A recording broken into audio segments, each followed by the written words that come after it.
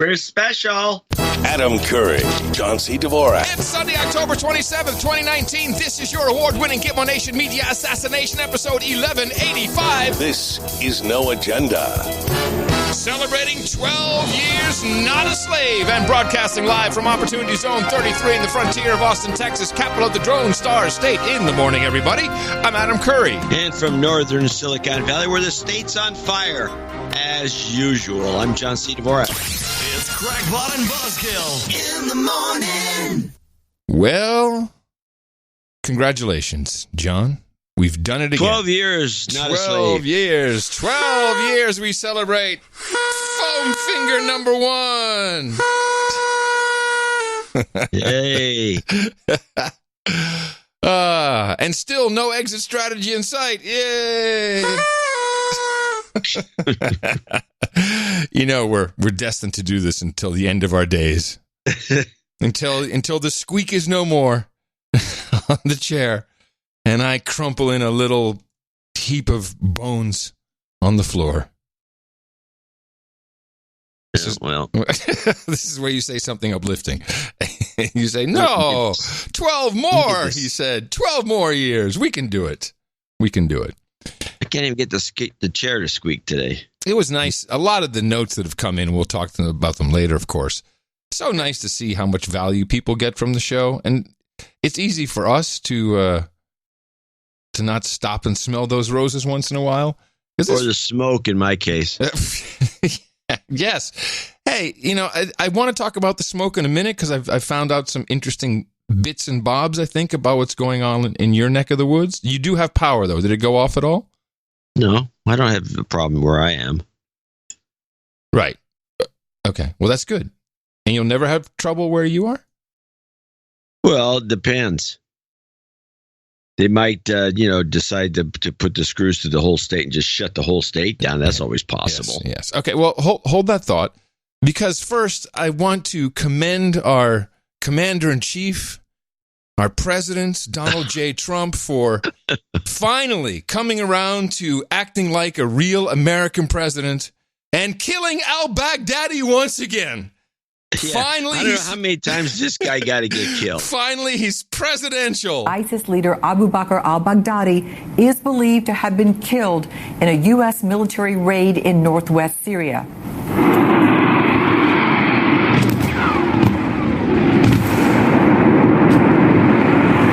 I love this part. What you're seeing is nighttime video taken by Syrian activists as a military operation got underway in northern Idlib province that's near the Turkish border. CNN cannot confirm that this was the actual raid targeting al-Baghdadi. It could have been somewhere in Kentucky. We don't know. A U.S. defense official tells CNN that al-Baghdadi apparently detonated a suicide vest as U.S. Special Forces closed in. DNA analysis will confirm whether it is in fact al-Baghdadi. The Islamic cleric has been in hiding for 5 years, and we're being told that locating him was based on CIA intelligence. Couple things here. One, I like that it's based on CIA intelligence, so, interesting where this operation came from. Two, we have DNA of Baghdadi that we can compare it against. That I didn't know. I know. Maybe they have his beard somewhere locked up. But then three, and I know this from our military intelligence producers, when you blow yourself up with a suicide vest, the head actually pops off into the sky like a bottle rocket. Yes. So we should have that thing on a stick. So they should have his head on a stick by now. On a stick. And of course, I could go back, I think, almost 10 years probably, and find some al-Baghdadi is dead clips. I got one. Well, yes. We have to back up and re-inform everybody that al-Baghdadi is a made-up name, meaning the guy from Baghdad. But they always show the same photo of the same dude. No, I don't think so. I've seen different photos of different al-Baghdadis. Okay. There's been at least 3 of them. Well, he's like the Dalai Lama. He just keeps being reincarnated, so there'll always be an al-Baghdadi. I can't even say it anymore. It's ludicrous. And then you have Trump saying, according to CNN, you can't believe these reports, of course. Oh, he cried like a baby. Yeah, but now we had a. And what's the guy doing walking around with a suicide? Oh no! Apparently apparently he just sleeps. In case? He sleeps with it. Oh yeah. No, this. Oh sure he does. But that's comfortable. You know what's great is because I was just downstairs getting my coffee, and the keeper came back from her workout. She's like, "Hey, we got this al-Baghdadi guy." And, but I've only been with her for 5 years. She hasn't been listening to No Agenda prior to that. And I said, it's interesting. The No Agenda nation is tickled pink about this because we remember these things. And I think it even went a little bit further. I was reading, Fox News was tweeting out. Tina was reading this to me. Like, he didn't even tell Nancy Pelosi he was afraid that, she might, loose lips mind sink ships, and then we couldn't have got him, so he didn't tell Nancy. It's like, stop this bullshit. Here, just let's take it back a few years. 10 armed trucks were destroyed in the attack.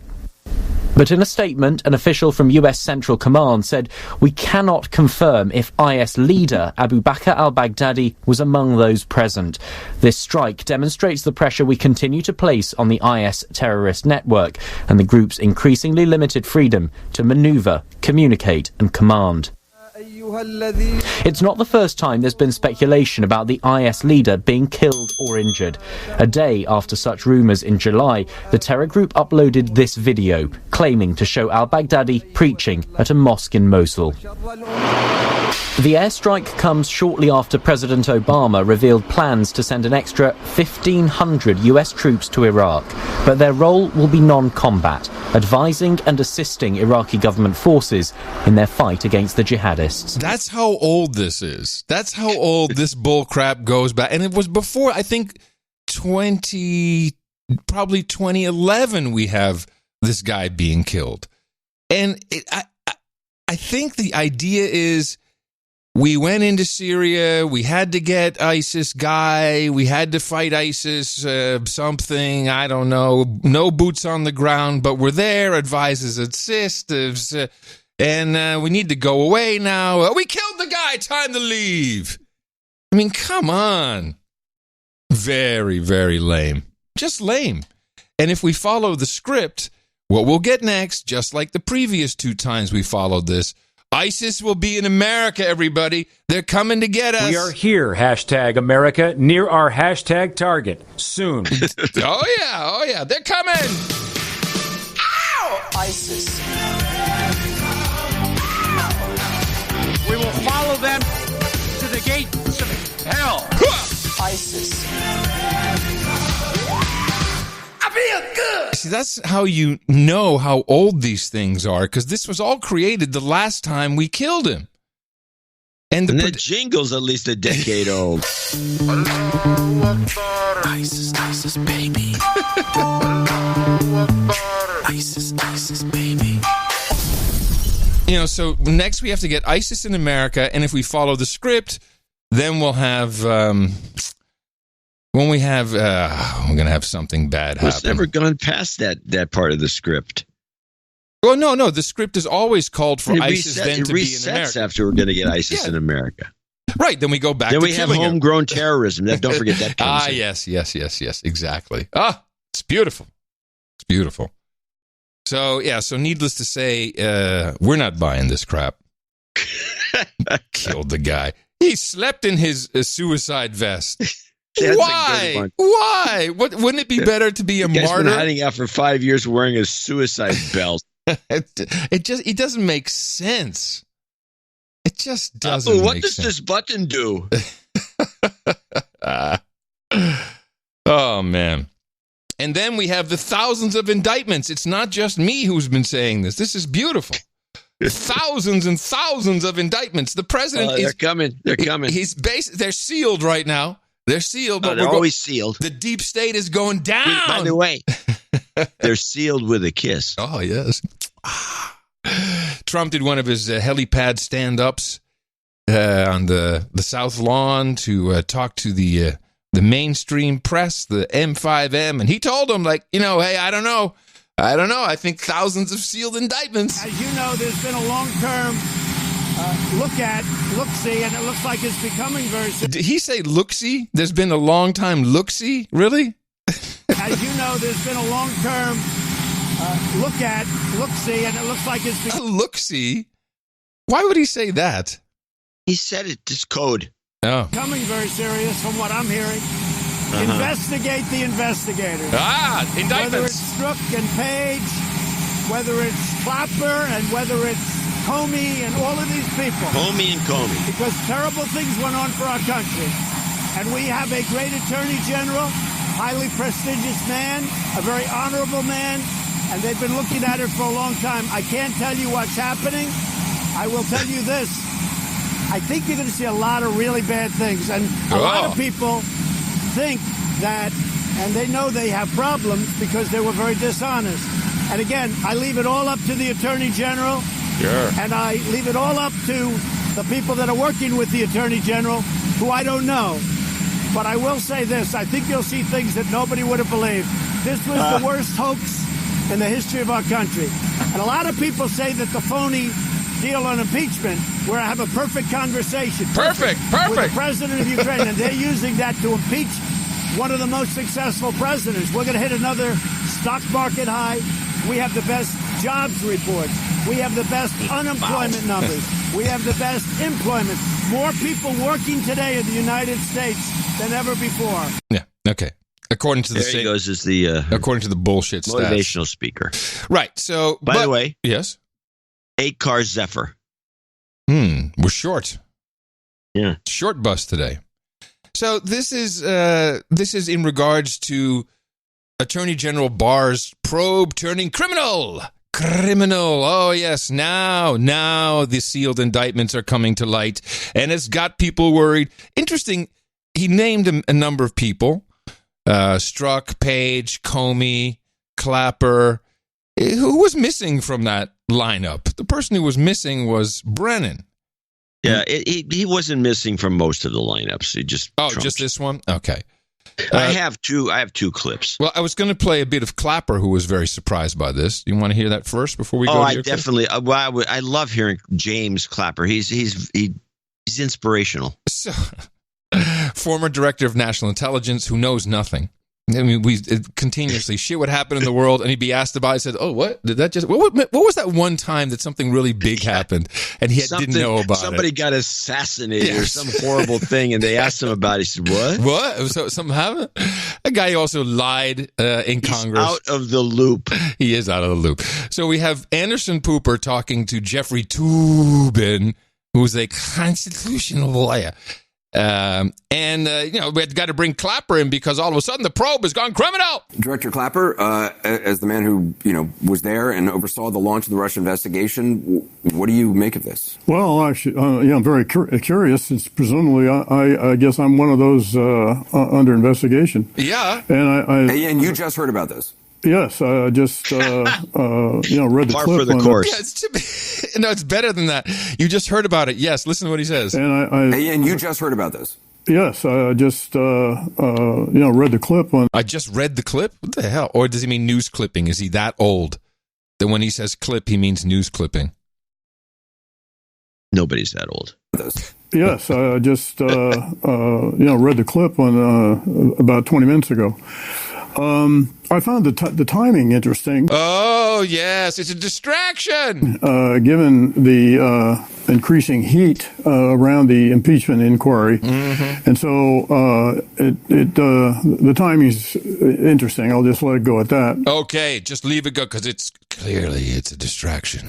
And the other thing I wonder about is whether we're talking about the overall investigation of the Russian reporting on the Russian interference, or are we talking about the counterintelligence investigation? What do you think? I'm really confused. Is it about what is this criminal investigation about? That was launched in July by the FBI about potential engagement and collusion, whatever you want to call it, between the Russians and the Trump campaign. So, do you think? What do you think? Curious about what is the alleged criminal activity that prompted this? Do you have any idea, what they might think may rise to the level of a criminal offense? No, I don't. That's obviously an item of great interest to me. What is it that any of us did that would rise the level of a criminal infraction? And I just don't know. I'm flabbergasted. Going to the FISA court illegally, might that be one of them? No, luckily, Jeffrey Toobin was on hand and to explain the conspiracy theory. I can tell you what the theory has been is that there is this Miss Food character who is who works in a university in Italy, and the theory has been that somehow the deep state, people in the CIA, planted with him the idea that... Interesting to note that he thinks the deep state is people in the CIA. Okay. CIA. I think that was an interesting little giveaway. Yeah. Planted with him the idea that the Russians were helping Trump. Ms. Food told it to various campaign officials, George Papadopoulos among others. It got back to the FBI, and that's what launched the investigation. So the claim is that he nailed it. It's exactly right. The deep state started this investigation. There's no evidence, as far as I'm aware, to support that hypothesis. It is at this point just a right-wing fantasy, but that I think is the core allegation. Mifsud, I believe. No, nuts. And if I might add to what Jeffrey just said, I just make the point that that had absolutely nothing to do with the intelligence community assessment that was done in January of 2017 and briefed to. That's his defense. That had nothing to do with the assessment. He makes Toobin says there's no proof of this, and meanwhile, Clapper's kind of saying it's true, but it had nothing to do with it. What's wrong with these people? President-elect Trump and his team in Trump Tower on January 6th. Those are, again, separate things. And that is a really far-fetched theory, in my view, that somehow Miscellany was set up by the FBI to create this conspiracy that, he was trying to generate the impression that the Russians were in cahoots. They explained it beautifully, which is the nutty thing. And I can tell you what's coming next because we already got a preview of that on the last episode. You will hear this was. I'm watching this unfold. I'm thinking, okay. So our internal joke: thousands of sealed indictments. Here we go. It's finally happening. But to people like Chunk Ugar at the Fine Young Cannibal Turks. This is how he sees it, and his prognostication is coming true. I'm here to tell you, and I hope it never comes to fruition, and again, I don't think it's going to, because I think we're going to fight back and we're going to win. But if Donald Trump were to be reelected, I guarantee you he will start locking people up. He is... Yes, exactly. And this is what you're going to start seeing this everywhere. Oh my God, he's turned full dictator. He's abusing the entire Justice Department to lock up his political opponents. Said it over and over again that we should lock up his political opponents. People who think he's kidding. He said that. You heard it over and over again, right? He said he should lock up his political opponents. I heard it over and over again. That's what he does. And as a quick reminder, go look up Bill Barr's defending of FBI snipers at Ruby Ridge and tell me this guy's on the up and up. I'm not believing that.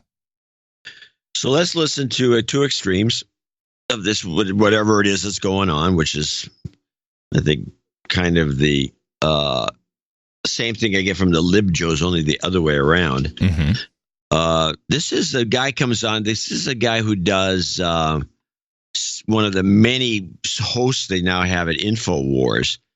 And this guy I'm only going to play a minute 26 of this, Robert Barnes. He comes on and he does about, 45 minutes of nonstop blah, blah, blah, blah, blah, blah, blah, blah, blah, blah, blah. And it's all about the indictments and all the rest of it.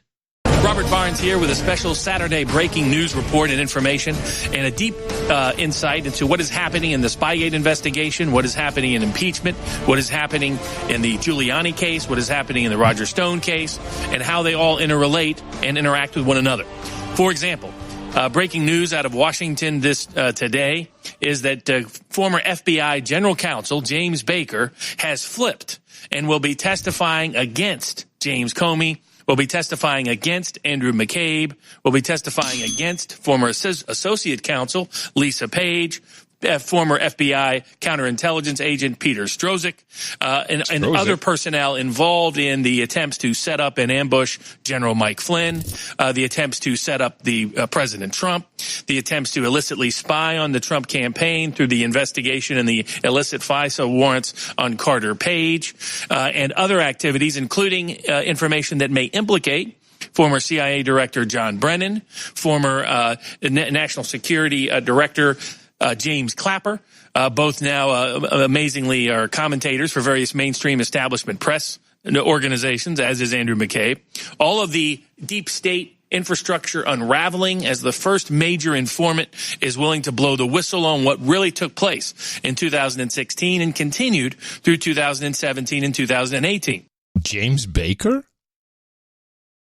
The problem with using the name James Baker is there's about 50 of them that have always been associated with the government. Yes. This particular James Baker, I had to look him up. It's not the one I'm thinking of. James Baker. James Baker goes back to Clinton, doesn't it? The one I'm thinking of? There's different. That's the point. What a mistake. There's James Bakers that go back to Reagan. There's James Baker is a very common Washington name. This James Baker I never heard of. But he's apparently flipped. He's flipped. And he's got the exact right name to do it because his name is James Baker. So if you have James Baker in your family, make him go into government service. So that's kind of, he goes on and on and on. He goes nuts. Now, in a more, I'd say a shorter version, 35 seconds worth, this is Amy Goodman kind of summarizing things. And this is the clip, how the left sees the Barr investigation. Very simple. Justice Department's opened a criminal investigation into the origins of the Russia investigation and the latest move by the White House to discredit the work of Special Counsel Robert Mueller. The move by Attorney General Bill Barr will give the Justice Department the power to subpoena witnesses and to convene grand juries and to file criminal charges. Congressmember Gerald Nadler, who chairs the House Judiciary Committee, tweeted in response, "These reports, if true, raise profound new concerns that the Department of Justice under AG Barr has lost its independence and become a vehicle for President Trump's political revenge," he said. Revenge! He's not the attorney of the United States. He's the attorney of the president. Well, you know what? He needs one. Because that Giuliani character is not doing a great job. I think Giuliani's doing fine. No. If you see Giuliani and Laura Ingraham, he's doing fine. Wait. Did you not hear the butt dial call? We talked about in the last show the butt dial call. I didn't remember that. Yeah, it was dumb. Yeah, but I don't think we talked about it, but okay. I believe we did. I believe we didn't. Well, it was like he apparently sat on his phone and then they could hear. I don't know about you, but I've heard many a butt dial calls that have come in. Yes. And I've never been able to decipher one single one. But that was going to be my point, is that people put such great importance on this. And I've listened to it. I have the clip, but it doesn't make any difference because you can't hear anything.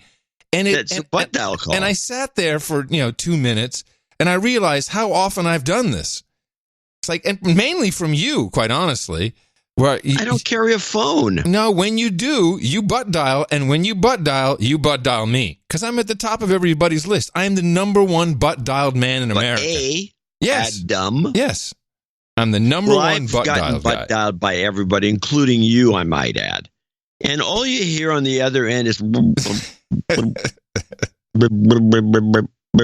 It's just there's nothing. You get. I believe I have sat on butt dialed calls for a long time. Now, in the olden days, when the phones were rigged funny, the regular landlines, and they would just open up a line. Yeah, if you didn't hang up, then it would stay open on the other end. It could. There's different, and sometimes some mechanism would take place, and the thing would just open up. You could hear very clearly off of a landline because the phone's in the air. It's more ambient. But the butt dial's in some guy's in your pocket to begin with. It's useless. Yeah. But there is Giuliani sitting there going like, we need money. We need hundreds of thousands of dollars. And that was enough. What more do you need? It's all about perception. So for you to say Giuliani's just fine, no, he looks like a moron. He's not just fine. He's fine on the Laura Ingraham show. I guess you watch. I don't. Well, I watch clips. Now, the funny thing about this last one, the way Amy saw it was just to nullify the Mueller report, which nullified itself.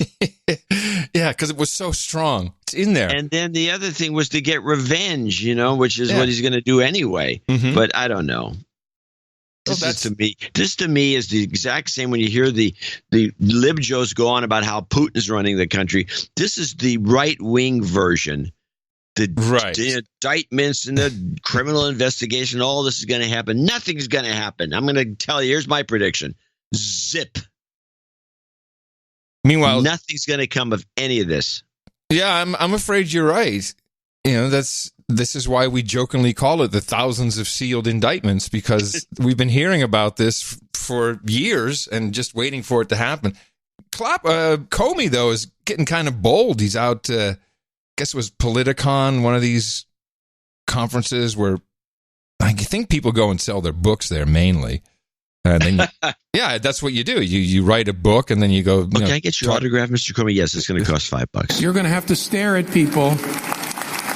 I saw Mitt Romney say this the other day.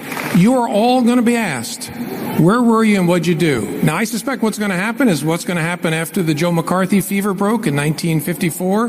McCarthy disappeared overnight, and all of a sudden, no one had anything to do with it. I was never involved. What? Trump who? I expect what we're going to experience, because this is going to go away very, very quickly. We can't allow that to happen. People have to be held accountable because you're responsible for what you say and for what you do not say. And if you're in a position to speak, you owe it to this country to speak, is how I think about it. And I wrote it all in my book. Yeah, he's so brave. James Comey. Well, not really that brave because, what if Trump gets reelected? What if he wins again? Will you still believe that? I will be, from my new home in New Zealand, I will. But I still will believe in America. What? Fuck you. I'm sorry, Comey. I didn't mean to drop that F-bomb. But here's the guy saying, if you're an American, then you'll speak out. But if Trump wins, I'm going to go to New Zealand. Come on. And then, so funny. Makes you not want to get into the book business when you hear these jamokes. Yeah. You don't always phonies. They're phonies. Phony shill. Phonies. They're all phonies. Most people are phonies, I find. Except for... Do you have a clip? I have nothing but clips about that. Now, I do have something else. I think I'm figuring out what's going on with these fires. And maybe not necessarily, not what starts them, or no grand conspiracy. This is just something that was staring us in the face. I just hadn't caught it yet. One of our producers sent me a clip of something. I started looking at, like, wait a minute, I got to dive into this. So first, let's start with, is there any update on what's happening with these fires and subsequent shutdowns? Are any of the fires blamed on Pacific Gas and Electric for their wires sparking stuff, or were they safe with these public safety power shutdowns, the PSPS? What's the boots on the ground reporting? The big giant fire that apparently started from a transmission line that shorted out, and it turns out that PG&E can shut down all the power for all the little people, the hungry masses. But the transmission lines were still active, and now they're starting stuff on fire. And it appears that the stock at $5, if this transmission line accusation on this last big whopper fire that's going on right now came from a transmission line that just shorted out, the big, we're talking about the big giant tall tower lines, then most of the stock analysts say that this PG&E stock will be worthless and they will be never recover. So for sure, some of this has to. We can't ignore the position of the utility company and what's happening with them, and what writing is on the wall for all utility companies. as climate change is responsible for this. You cannot deny that. Here's the deal. As Joe Biden would say. Here's the deal. Look, I'm sorry. Hey, look. Here's the deal. The fact of the matter is, this has never been a problem before. We have had high winds all the time. If you look at the real stats, the number of wildfires has lessened since the 1900s. And PG&E is just incompetent. Their equipment's old. It's shorting out every which way, and the trees aren't trimmed back. They don't do any more controlled burns in California like they used to when I was a kid. And I haven't heard about a controlled burn for the last decade. And controlled burns are needed in a place like California, which is a tinderbox. And so this is just a mismanagement. And then there's some screwball stuff about a few of these fires, like this winery that just burnt down. There were guys out there, the winery, the Stonehill wine. Insurance scam. Well, I don't know whether it's an insurance scam or not, but I'll tell you this much. It's supposedly started by embers. Oh, yeah, an ember. There's no fire around this winery except the winery's burnt to the ground. Oh, ember. An ember blew 2 miles. Apparently the ember blew, which is possible. But they show this winery, and they clearly show, look, and there's a winery's burnt to the ground except for the stone front. And they says, then there's all the collapsed corrugated steel. The roof was corrugated steel. So how does an ember land on a roof that's made out of corrugated steel and torch the place? Oh, please. Hello? You know it's directed energy weapons. That's an easy one. Well, to be honest about it, I think this is screwball thought of yours. But to look at this fire at this winery that had the steel roof that's burnt to the ground, it looks like some sort of an energy beam just blew it up. Okay, let's mark the time code so when we argue about that in the future. I said it looked like. Yes. Well, I'm surprised that you're not looking at the climate change aspect of all this, John. First of all, can we agree that based on the news, you agree? Wouldn't you agree with me? Wouldn't you join with me in saying that the mainstream news clearly pegs this issue mainly on climate change? No. No, please. I think the mainstream, maybe the national media, but locally they're not nationally. Nationally, I mean, the wildfires in California have been pegged on climate change for the past 10 years. Well, the past few years for sure. Few years for sure. What is the problem with climate change? We're not getting any traction. It's good to weaponize the children with Greta. That's a nice touch. So let's burn down California. Well, we need to get some economics going. How long have we been waiting for this climate change bullcrap to pay off? Al Gore's not getting any younger. The Kleiner-Perkins clean tech investors not getting any younger. That investment has sat there for 15 to 20 years. Yeah, it's never paid out. And this is where I stumbled upon something new that is all over this wildfire news. And it turns out the true scam they're going with now in the climate change gambit centers around California and, interestingly, Austin, Texas. And the scam is called... Embers travel that far? Get your mind away from the fires. That's just a reason to show people that we need something else. If someone said, hey, we could really solve this problem with these fires and everything if we did something else, that sounds completely logical. Is exactly what it's this. Why haven't we done this before? And it's called the microgrid. Hi, I'm Craig Lewis, founder and executive director of the Clean Coalition. And I'm Look it up, the Clean Coalition. Kenny Klidich, program director for the Clean Coalition, a nonprofit dedicated to accelerating the transition to renewable energy and a modern grid. We'd like to tell you about the Community Microgrid Initiative, our revolutionary approach to changing the way that the electric grid is designed and operated, encompassing significant levels of clean local energy. Traditionally, the electric power grid has been based around large central power plants, sending electricity through long-distance transmission lines to get the energy where it is actually needed, where people live and work. We now have an opportunity to redefine how the grid works, to accept large amounts of renewable energy, to avoid significant investments in transmission infrastructure, and to make communities more resilient. Community microgrids envision leveraging resources like solar, wind, energy storage, and electric vehicles within community areas to provide at least 25% of a community's total energy needs from local renewables. They can also provide backup power for an entire community during short outages and indefinite backup power for critical facilities like fire stations, hospitals, and water treatment plants. Our solution is to build a handful of full-scale community microgrids across the country to show how they unleash the power of affordable and clean local energy while providing local economic benefits and unparalleled community resilience, paving the way for the rest of the nation. Woo! All right, microgrid. It sounds so smart.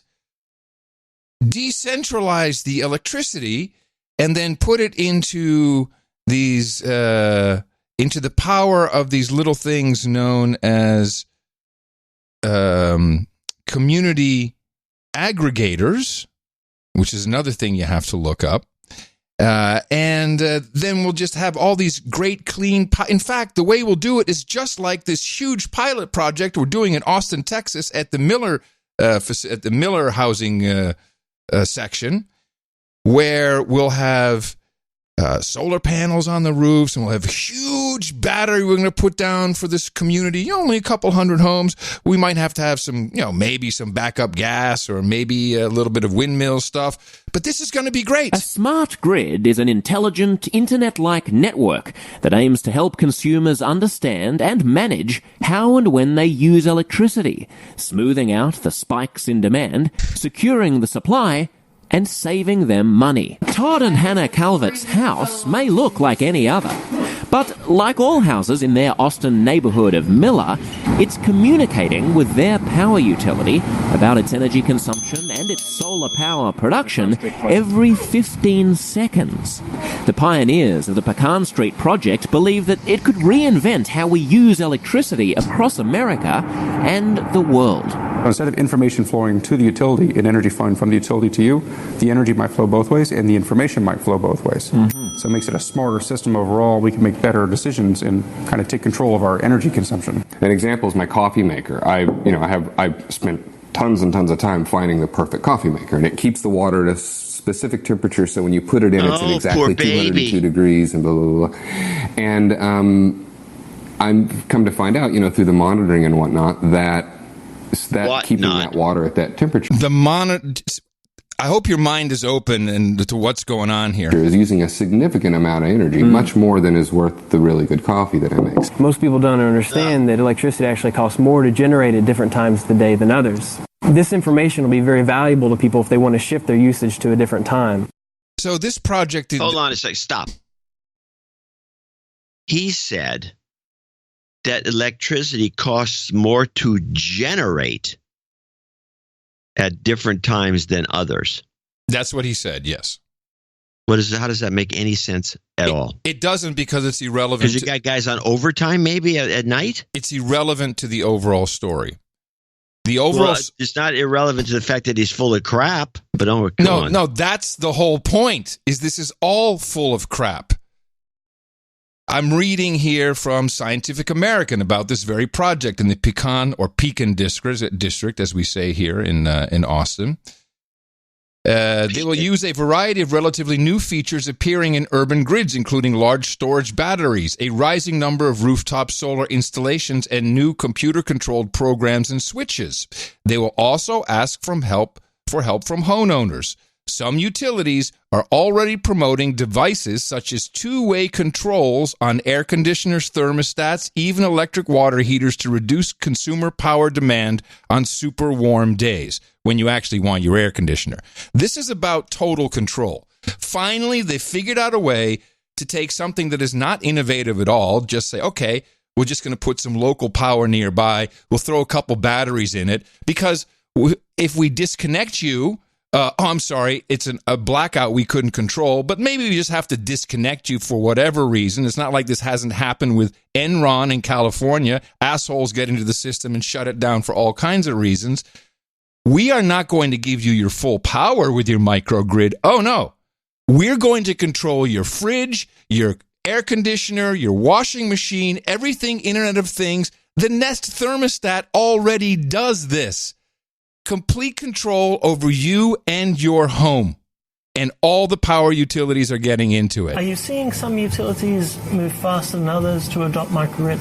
Oh, I would say within the last 3 years. So if you used to go to a microgrid conference, there would never be a utility panel. And so now there often is. Yeah. And there are early adopters. I think in California, some of the California utilities are actually partnering with the CCAs, Community Choice Aggregators, to start. There's one up in Humboldt County for an airport. There's one in Southern California. So a CCA, a Community Choice Aggregator, is where a neighborhood gets together and says, well, we're going to buy our own energy, which which already was set up apparently and fits beautifully into this microgrid concept.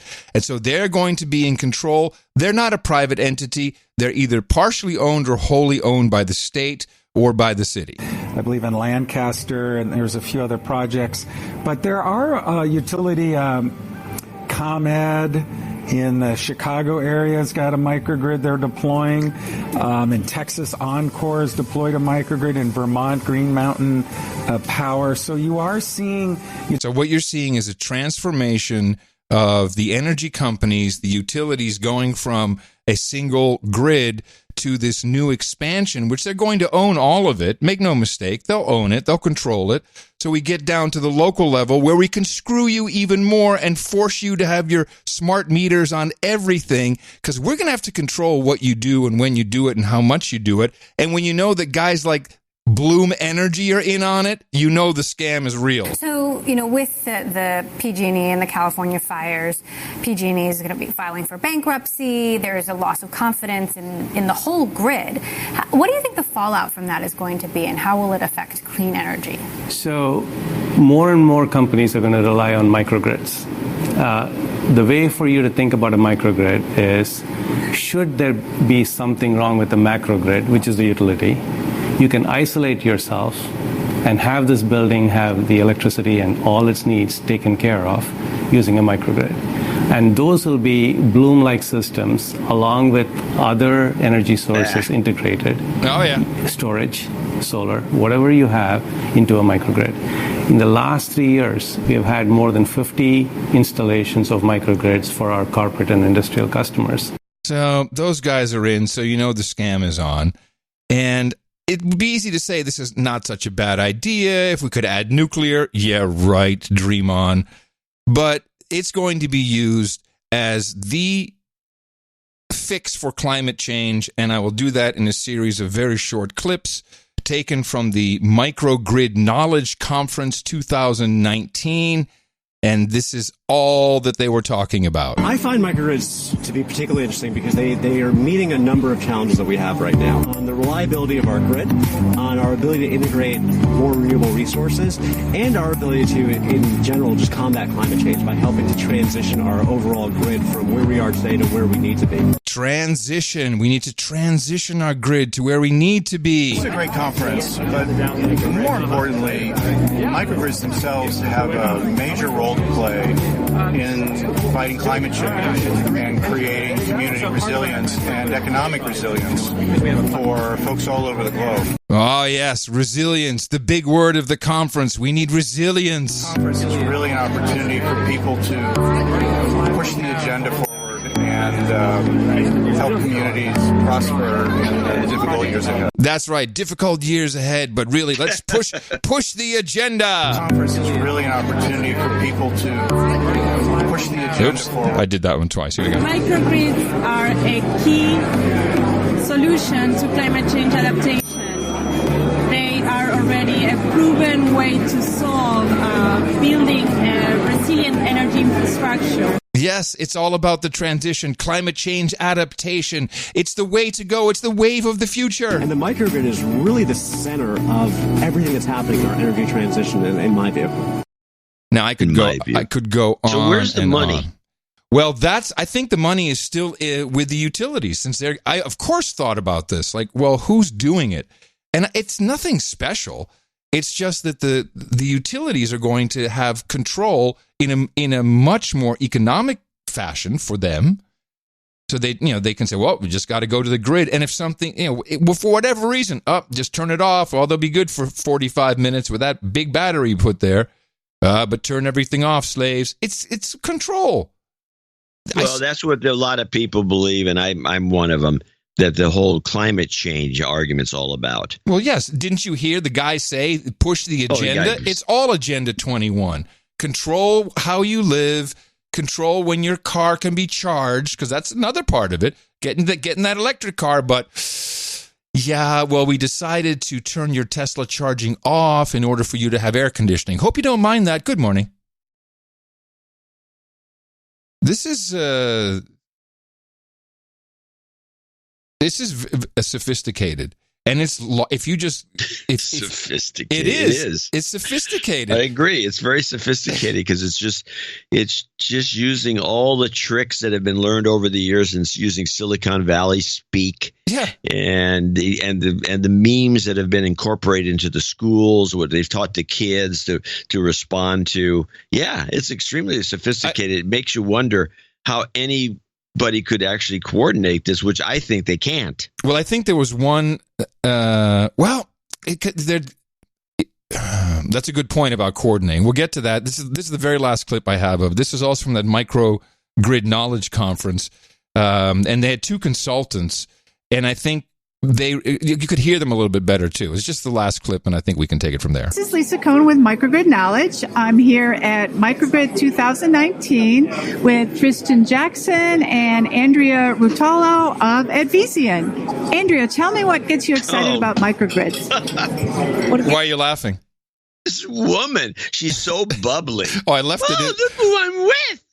I left it in there because that's the whole point. This is a conference where people are getting ready. They're getting issued their orders on what to do. These are big consulting companies. These are like 50,000 person IT companies helping utilities integrate and shepherd them into the microgrid age. What gets me excited is that we are bringing the energy systems, energy consumption back to the local level. So we are able to... Now, this is important. This is where the kids come into play. This is where I think it's all going to come together, is what this woman is saying. So we are able to help communities and people that are not talking about this connect their consumption to actually the generation at the local level. With centralized power systems, I think people have disconnected how their daily decisions can impact the world. So it's incredible that we are able to reduce emissions, increase efficiency, but also get people more aware of their impact in the world. This goes back to the guy with his coffee. So he has been taught now, shamed actually, you keeping your coffee water at a perfect 202 degrees ready for your perfect cup of coffee is hurting the world, man. You have no idea what your consumption is doing. And this is the message that is being sent to us is, you don't know the consequences of how you just waste energy. So when we bring that microgrid closer, and we say you can't use your air conditioning, you'll know what a bad person you were for even ever thinking of doing that.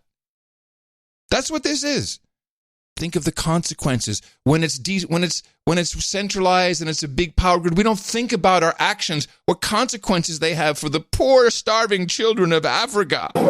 Absolutely. Tristan, what about you? What gets you excited? I fully agree with Andrea's point about connecting the understanding of end use to where things come from, and raising that awareness is a very neat aspect of distributed energy systems. It's so neat. To me, the thing that I find most exciting is the ability to adapt to new conditions and to improve power quality, resilience, reliability, and safety with systems that also can be more efficient and reduce emissions and also bring down costs. So there's many good outcomes from a single sort of basket of technologies. Basket of technologies.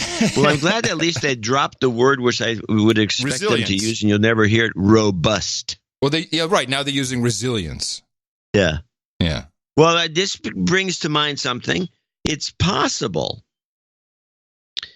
that when we discussed the Enron scam, that was an early attempt at what we're seeing now. Sure. The idea that, we have to have rolling blackouts because the state is using too much power. We don't have enough power. We have to have rolling blackouts. And for the next 10 years, which, by the way, they told us that locally now, the next 10 years we're going to have blackouts because of these winds. We never had them before, but now we're going to have it for the next 10 years. So, but it was for the unforeseeable future, just during the Enron era. We have to have blackouts and brownouts because the state cannot sustain the power requirements, which is obvious bullcrap. Because once these guys got run out of the state was doing just fine again. And then they said, "Oh God, what are we going to do now?" It's possible that Enron was part of this whole scheme to begin with, and since they blew it up, they screwed it up because they were making too much money on the side, or who knows what. It's too early. Which, by the way, why are these microgrid guys all nonprofits? Well, I'll tell you why. Here's the Clean Coalition, which is based in California. This is the first clip I played when they explained what is a microgrid. They are a industry group, nonprofit. I'll read the quote. The Clean Coalition has an impressive ability to identify the most effective clean energy policies and advocate for their widespread adoption. America's economic future and its national security depend on transitioning to clean, resilient, distributed energy, and I am honored to be an advisor to the Clean Coalition. James Woolsey, former director of the CIA. This is the kind of people who are involved in this. On the board, of course, so he doesn't really have to do much. Wasn't Woolsey also the one that was with Elizabeth Holmes at Theranos? Yeah, I think he was. Well, I think you're right. See if you know any of these names. Josh Becker from Lex Machina. Somehow, I'm sure we could look them all up. They're all in the Council on Foreign Relations, and we can figure out what they're all about. All of these guys. It's all the same stuff. But it's interesting now that you mention it, because the thing that brought down Enron was the greed, because they were making money hand over fist, gouging people and doing this bull crap in California with the rolling blackouts. And that got the attention of the world, and they got rousted and fined and jailed in some instances, I believe. But now that was a mistake. It was a blunder. Well, it's all kind of coming together now. Maybe if you look at the Enron as, okay, we know we can get people, of course they were dumb, they got recorded, and it's like people heard what they were really doing. And they didn't share the money. That's probably a bigger problem. They were making out like bandits, and people looking in going, "Hey, man, where's my piece of the pie?" Right, which is typically a company that doesn't have the Silicon Valley is the place that spreads the wealth around as much as possible to keep everybody happy. But for years we were talking about smart meters, and smart meters. You don't want this. You don't want the government knowing what you're consuming, in particular because the smart meters are two-way, and that they could shut them off or they could limit you. So that's where it started. Now, for years, we've been hearing, we need to smart grid. We need a smart grid. Rebuild the infrastructure for a smart grid. Our mission, says the Clean Coalition, the Clean Coalition is a nonprofit organization whose mission is to accelerate the transition to renewable, resilient energy and a modern grid through technical policy and project development expertise. It's happening. It's on. They're finally bringing it together. And it's being done under the guise of microgrid. Because really, what is bullshit? They'll just put another transformer station near you, and then they'll charge you extra to pump in so-called green energy. It's going to cost more, and you will be able to use less because, you have no idea what the impact is of your usage. Yeah, especially to keep that coffee pot warm. And I was amazed at how much information has just spiked onto the scene in the past year about microgrids. And just go look at, you don't even have to put the word microgrid in the search. Just look for PG&E. It pops up everywhere. Microgrid. Got to go to microgrid. Yes, microgrid is the way to go. Good catch. It's fascinating because on one hand, it sounds so logical. It does. But I got to go take a look at this Austin project. Hopefully I can find someone here who can, get me a tour without exposing me as the skeptical shill that I am, to go take a look, because should be no problem. These guys they're always overconfident. They're all jitty about it. Yeah. But you will have no trouble getting the tour. Ooh, I'm very interested in this. This sounds great. Now, of course, if we have the smart grid topology and we have these little micro grids, it would be great to drop in a backyard nuke, and then we wouldn't have to have all of the limitations, because it would just run forever and it would just be great. Not happening. This is population control. Thank you. It's Agenda 21. It's all. They say it. We got to move the agenda. You got an area rioting. Kill their power one at a time. Boom, done, easy. Yep. Yeah, but you got one computer console someplace, and you have to switch off. And what's interesting, although I didn't make a compilage, and if everyone's on electric cars, they can't even drive out of the area. But they're going to determine whether your car can be charged or not. You see, it's going to be much more. It's going to be horrible. Who's going to decide when your air can be on? Right now, I got rid of Nest because Google was determining what the temperature was in my house based upon what they thought. You remember I was getting all those messages all of a sudden on the Nest? Oh, yeah, we'd like to turn it off for an hour because we're doing Save the World Hour, and no one uses any. Don't you remember that when I was back downtown? No. Yes. Yeah, it was a message. Save the World Hour today between whatever time, whatever. We'll turn it all off, and collectively we'll save so much human life, whatever. More poor people in Africa will live because of this, or you can opt out. Yeah, this is the and that is a you opt out. You're willful. On a list. It's a little early, but for an OTG segment. But I'll just tell you, yes, people who opted out of using of making their video available to the police from their Ring doorbell. Subsequently, Ring gave the police stats about users who opted out. How disgusting is this? Great.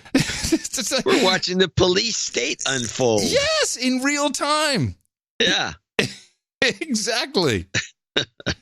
I mean, and all this stuff will start to talk together. Donate more to the No Agenda show. We'll all go down together. Well, I have a feeling that the microgrid in Austin may not be providing enough power to Opportunity Zone 33 on Thursdays and Sundays. Oh, we're sorry. You've got that podcast. No. We got to lower your power. So. We got to downgrade you. You're going to be browned out for a bit here. You were only going to allow your fridge and your air conditioner. No, you know what? Go outside. No air conditioner for you. Yeah. Wow. So everybody, I want you to be on the lookout for microgrid resilience and transitioning. Yeah, you'll see it. You're starting to see it now. Yeah, and I'm sure Atomic Rod Adams will chime in, because it would be perfect if at least if they can put these stupid grids in place, and then we can add our backyard nukes. I have some hope, but no, not really. It's the two-way control. That's the thing that is. It's the educational aspect, so people can understand how much you use. You don't know the consequences of your coffee. Don't understand what it's doing. You're so rude. Just leaving your coffee at 202 degrees the water so that you can have the perfect cup of coffee. But in Africa, they have nothing. That's it, man. That's it. I'm totally digging what's going on here.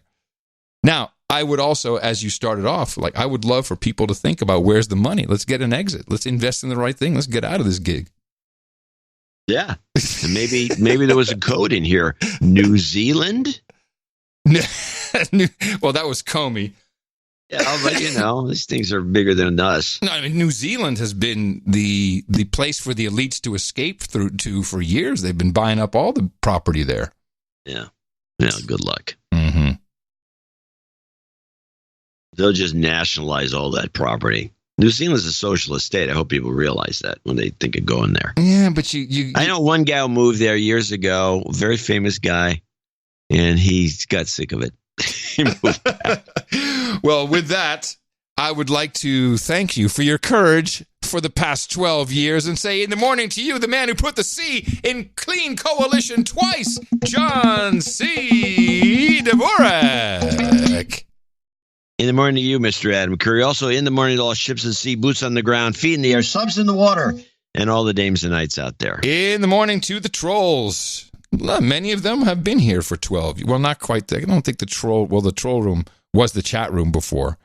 We had it pretty early, but I don't think 12 years. In the morning to you trolls there at noagendastream.com. I see you. I see you all hanging out and feeling good. Oh, nice sized amygdalas. Very, very good. That's noagendastream.com where you can listen to our show, but many, many other shows. You know that now that somehow someone started doing these station IDs and then now they're all over the stream at your behest, I might add.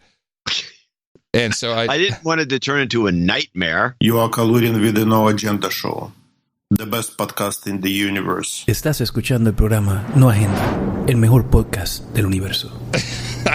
It's the international version of the station. Nice, I like that one. And my favorite was from Brent, who said, I hired a guy to do a station ID for you. He sounds just like Arnold Schwarzenegger. Listen to the No Agenda Show if you want to live. You're listening to the No Agenda Show, you idiot. I don't know if he sounds exactly like Schwartz. He sounds like a guy with adenoids. I think you should get your money back. Yeah, I'd say. It doesn't work unless you read the note. That's Arnold Schwarzenegger? No. But it's appreciated. And that's the lengths that people go to support this show and make it that much better, clearly. But we like to thank our executive producers, associate executive producers, and really all producers who have supported us for the past 12 years. I mean, there's people who have supported us with $5 a month and for all this time. In fact, I have one. We're going to be a little long today because we have a lot of long notes. This was from Brian. Adam, I want you to know the reason I started giving $5 a month was because years ago on the show, you said that if everybody who listened gave $5 a month, that would be enough for the show to go on indefinitely. Everybody. Of course, we only have about 1.5% who listen, who donate. The value I've gotten from the show is immeasurable. But really, $5 a month, that's something that even I, a meager man currently living the new American dream of just getting by, can do. Thanks so much for the view of the world changing information, hilarious entertainment the two of you have given me consistently all these years. The show is one of my favorite things in the world. Happy 12th anniversary. See, that's what I'm talking about. You know, it's funny, you brought up the old meme, just getting by, which we extracted from an Obama discussion of the American dream, which apparently was back in the day. I have it here. The Obama days of just getting by was the American dream. Do we still have that clip? I do. In the end, the folks I hear from in letters or meet when I travel across the country, they aren't asking for much. They're just looking for a job that covers their bills. They're looking for a little financial security. They want to know that if they work hard and live within their means, everything will be all right. They'll be able to get ahead and give their kids a better life. That's the dream each of us has for ourselves and our families. No. And so long as I have the privilege of serving as president, I'll keep fighting to put that dream within the reach of all Americans. The dream of just getting by. No. The dream of all, the American dream is eking out a living. What kind of a guy? This was terrible. That's the difference between him and Trump, the motivational speaker president. Thank you. Exactly. This was so lame. As an American, it's depressing to hear that. Yeah, our dream is not just get by and be able to put food on the table and send my kids to some overpriced nanny spot. No, the American dream is to be the guy in the Rolls Royce. One day I'll be that guy, or whatever it is. One day I'll be the president, or one day I'll be the teacher or the fireman.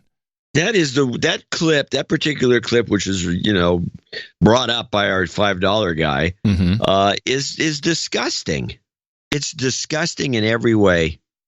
Yeah. All right. Let's thank a few people who helped us out on this show, at least on the executive and associate executive producer level. Mm-hmm. This show being number what? 1185. 1,185 episodes. Sir Pants is at the top of the list. I'm surprised we didn't get more big donors, but we didn't. Sir Pants, though. Maybe they were in a depression. I don't know. Well, Sir Pants came in from Wauwatosa, Wisconsin, with 1,000. What have I got on the screen here? Oh, never mind. $1,026.07. What is up with the number? With the numbers, because he doesn't really explain it. And all he says, he's got a short note, which we like. Yeah. Keep rocking, keep hitting them in the mouth. Let's give some karma to all those who are in need. From Sir Pants. Sir Pants. You've got karma. Next on the list is Mark Jasper in Alhambra, California, $500. Off to hospital tomorrow. Well, at least he's off to the hospital tomorrow, to be correct. But he has to go to university first.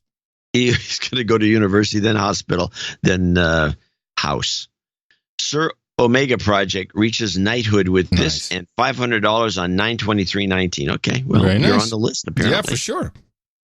Baron Walkman of Buckeye, 432.10. Baron Walkman, Jill Abramson, Stop the Hammer. Oh, here's what he wants for his requests. Jill Abramson, mumbling, vocal frying. Stop the hammering, 2 to the head. Dear John and Adam, many around the globe today want to say congrats on 12 years of podcast and such. Your insight of M5M deconstruction is second to none, according to the Mueller report. Just know, as I cozy up with the wife tonight, listening to John's romantic fisting nuts tune, I'll be thinking of those 12 years. Damn, things are look up. That's what he says. He says, damn, things are look up. Okay. Oh, and McLeod is still a douchebag. Oh, here we go. Douchebag.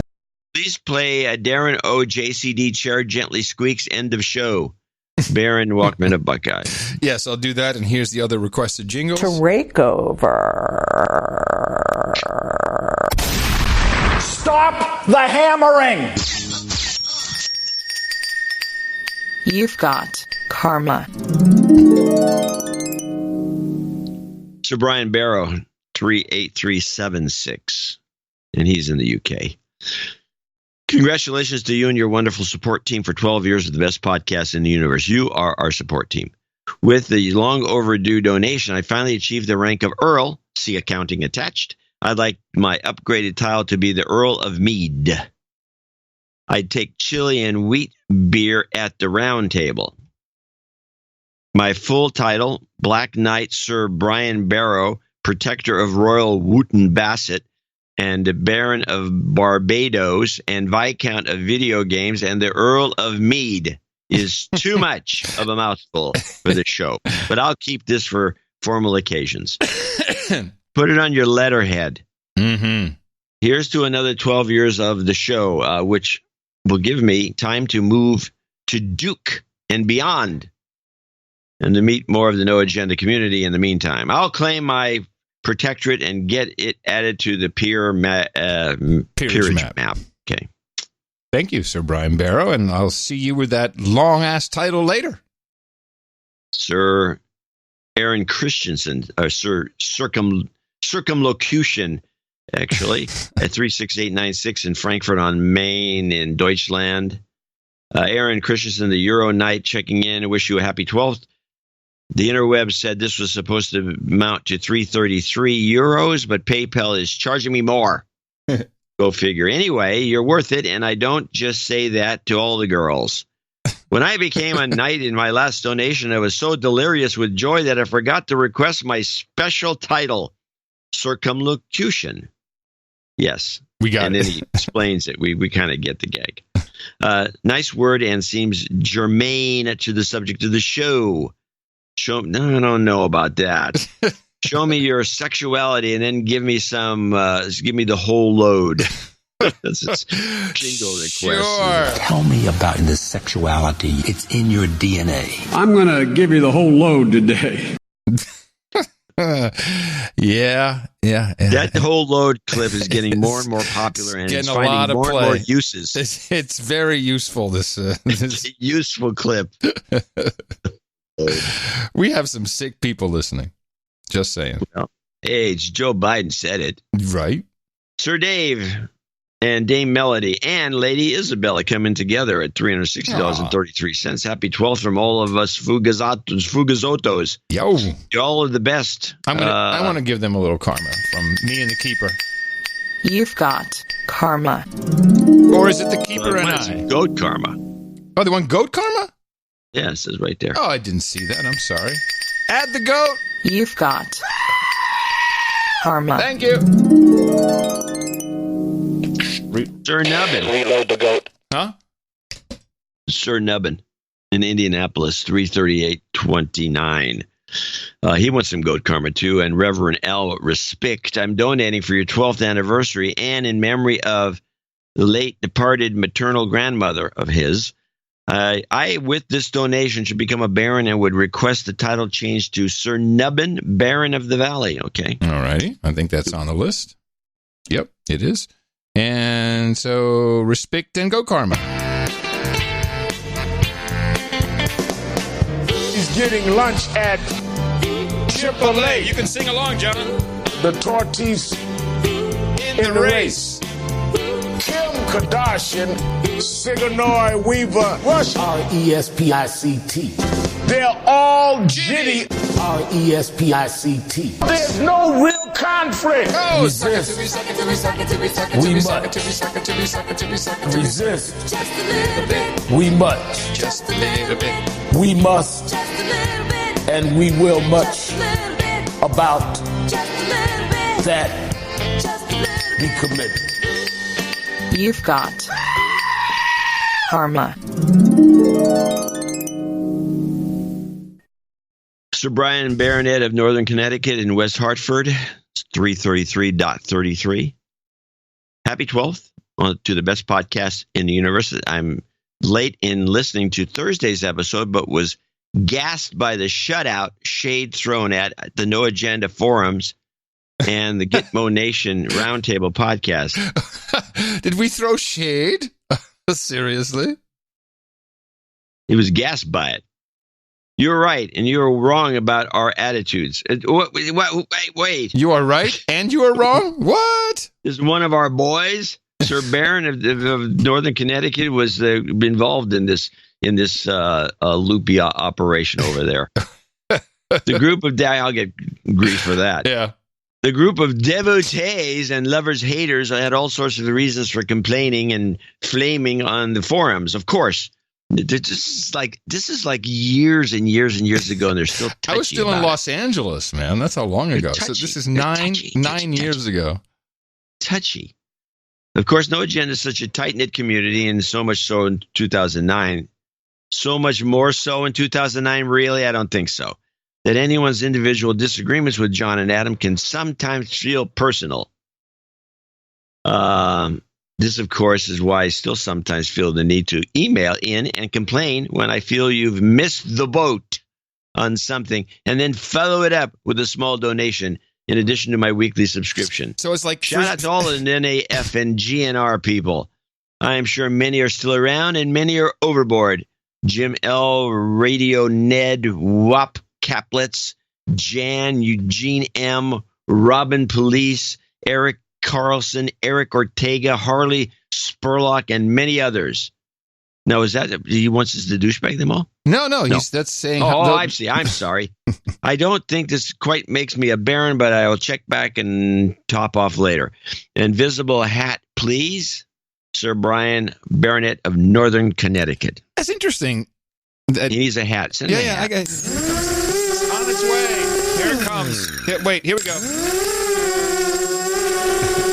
It's the hat being delivered via drone. It's interesting, though, that he feels a good thing to do is to email us, complain, and then donate. So kind of like whip the dog, then give him a bone. I love constructive criticism. I love, like, for instance, we made a big mistake on the last show, which was really your fault because I was reading it right. It said Daily Caller, but you convinced me very quickly that was Ben Shapiro's outfit where he's the Daily Wire. And so I got probably 10 emails, people just saying, oh, yeah, you messed that up, confused it, which kind of blew the whole Jew card joke because then it didn't work anymore. So it really still worked. Well, it was still funny, even though factually incorrect, but that I appreciate. But, there are people coming in, yeah,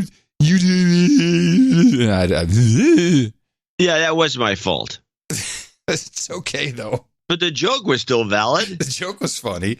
But anyway, we love, listen, you're producers. So yes, if you're a producer, you need to feed back. Just consider how you do it. We too are only human. And we do this all by ourselves from John's desk drawer. Pretty. It's actually a drawer in a china cabinet. It's true. The show is run out of John's china cabinet. It's one drawer. Every once in a while, I point. Somebody comes over. I said, the whole No Agenda show is run out of this drawer. It's that and a Radio Shack 101 project kit. That's what the show is running on here. We do have gear. Adam has more gear than I do. Yeah, we got gear. We got gear. Anybody wants to hear, they hear through the gear. Your musical stylings never tire me. Letelier, $333. He says, Le Boutier. Best podcast in the universe, indeed. Keep up the great work. Thanks, Ed. Thanks, Ed. I think it's a Sir Ed, if I'm not mistaken. Ron Convet in Lincoln, Nebraska. He becomes our first associate executive producer, $279.28. And I looked in the email. I couldn't find any note from him. I didn't find anything. It came in as a check, I guess. Oh, no, wait. That's Eric. Now, I'll blame Eric for this because I did say I think there's note attached. Oh, yes. It does look gray, which would be the color. It is gray, which means it's a check, but it should still say John has note. Correct. Forgive me, Podfathers. I've not donated in some time. Please de-douche me. You got it. You've been de-douched. For my 59th rotation around the sun, which takes, he's got a birthday call out. Okay. That I did not tell Eric. Okay, this is Ron. Get your pen out. Get your pen out. It's all right. I have a pen. I usually come to the show with one. Do you use a pen or a pencil? Yes. For my 59th rotation around the sun, which takes place Tuesday, the 29th, I've decided I need to donate more boobs. I've determined that I could reach knighthood with only 12 boob donations and some change. This donation represents 3 boobs and the change. Now that I'm only a couple of boob donations away from knighthood, I shouldn't be too long before I can sit at the round table. Nice. Thanks for all the good work you do. Please call out Brad Jazuski as a douchebag. No jingles. When was his birthday? His birthday is on Tuesday, the 29th, and he becomes 59. Okay. Gotcha. Seems like a very juvenile note for such a mature male. I'll just mention that in passing. Okay. But again, we expect nothing else from our group. Onward to Black Knight Scott, Baron of North Georgia, $250. And he has a short note. He says, yes, the wine is good here. Baron of North Georgia. Well, always good to know. You know what I'm looking for? I'm looking for an actually, I know the Familia, whatever it is up in Arkansas, that one really good winery that's in the Ozarks. Post Familia, I think is the name of them. They have the only muscadine wine that I've ever had that I could actually choke down without gagging. Are you a guzzler? No. Muscadine wine is a very peculiar. It's made from a grape that's about the size of a medium-sized tomato. Each grape is that big. Wow. Yeah, it's the size. It's actually the size of a large apricot. Each grape. And they don't grow in bunches. They're just like it's a funny grape, but it's a grape, and it's called a muscadine, and it's really good eating. If you have children, they love eating these things. They're delicious. But the wine that it makes is really rank. And it's made everywhere in the South. You can grow these grapes in Louisiana. They make muscadine wine down there. It's supposed to be good with deer. It's nasty, but people make it Is it like plum wine or something? Or No. Plum wine's delicious by comparison. This is really bad. This is horrible stuff. It is the worst. Okay. I think it's just some sort of a local challenge to see how much of it you can drink before you throw up. I'm not sure. It's never been fully explained to me why they even bother making wine from this stuff. But I have had some from this one Post Familia winery up in Arkansas that makes a good one. But by good, I mean you can actually drink it. All right. Enough said. I'm just mentioning this, just throwing it out. Hey, you know what? These are things that you learn only on the No Agenda Show. And mind you, that impresses the crap out of people when you lay that smack down on them. Yeah. But I'm sure that there's somebody out, since they grow it all over the South, I'm sure somebody, they make a really good one here in Birmingham. I don't think so. Sir Horatio of Arabia in London, UK, 24242 is next on our list. And he writes, congratulations from the desert, so he must be in Saudi Arabia, for 12 awesome years. Sanity retained twice a week. And then he says, double 12 years, not a slave. Okay, that's what he's paying. Oh, nice. 24242. Beautiful. Yeah. Moving it forward for 12 more years. Thank you so much. We do like getting it in advance.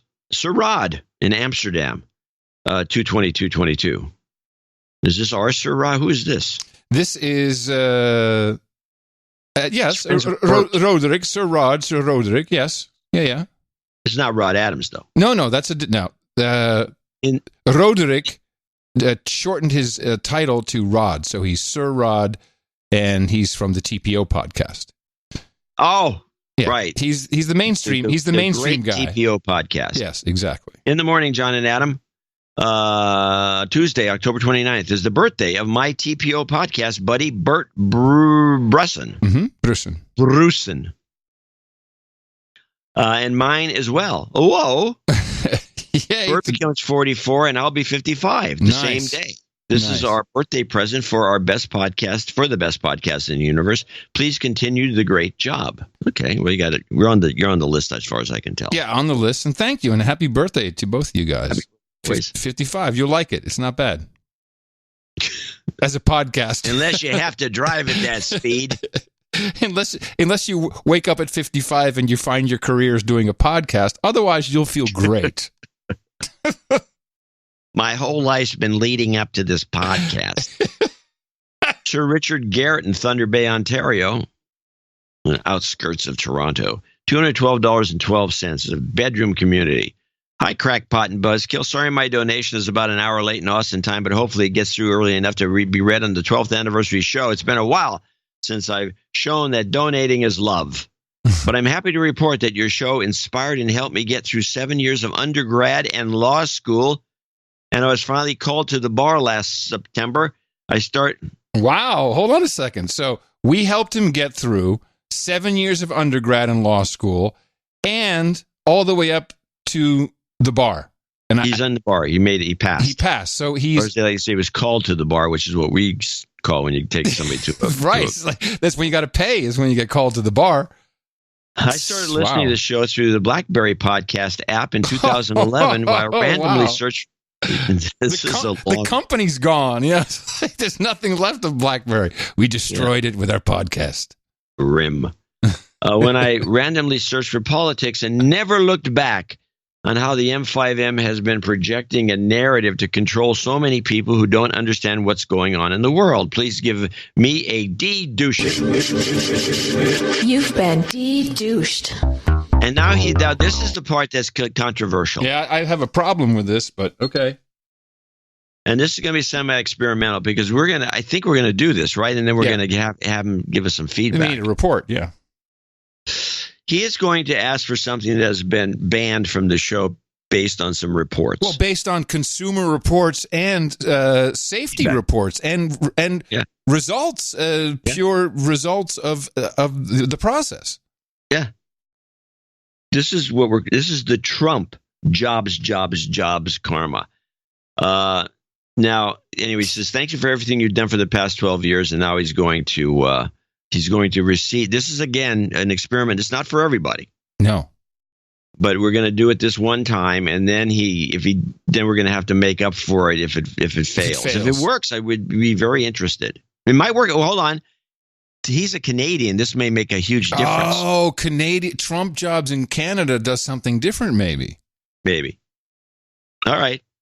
Huh. Let her rip. It basically gets someone fired in the States, and then you get the job over there. Well, let us know how it goes. Jobs.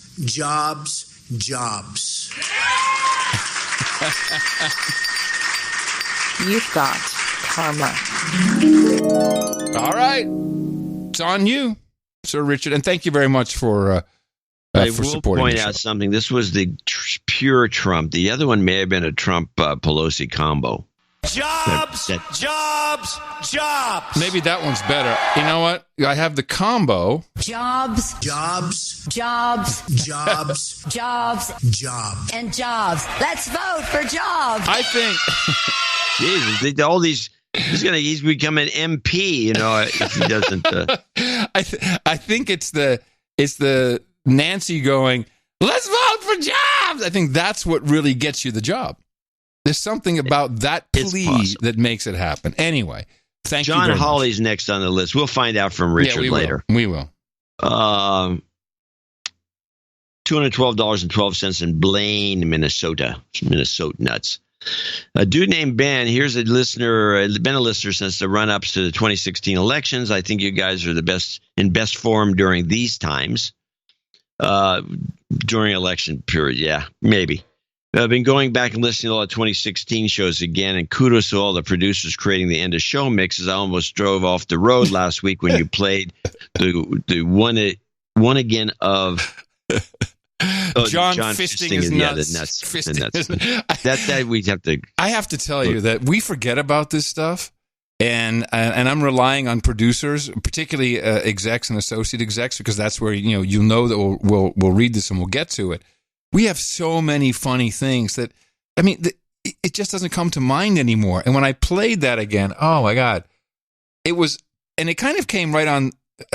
We were talking about it, we were laughing, and then last night, I know you saw it, Jennifer Buchanan made an animated video out of one of our bits about Gurgle and Sharpton. Did you see that thing?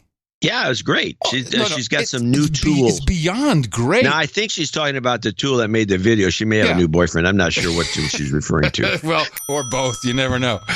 But we watched it a couple times, and it kept being funny. She even got my little Tourette's in there. My head was bobbing back and forth. Really head bouncing around. I think it was. If you haven't seen it, go look at noagendasocial.com. Look at Adam there. You can find it.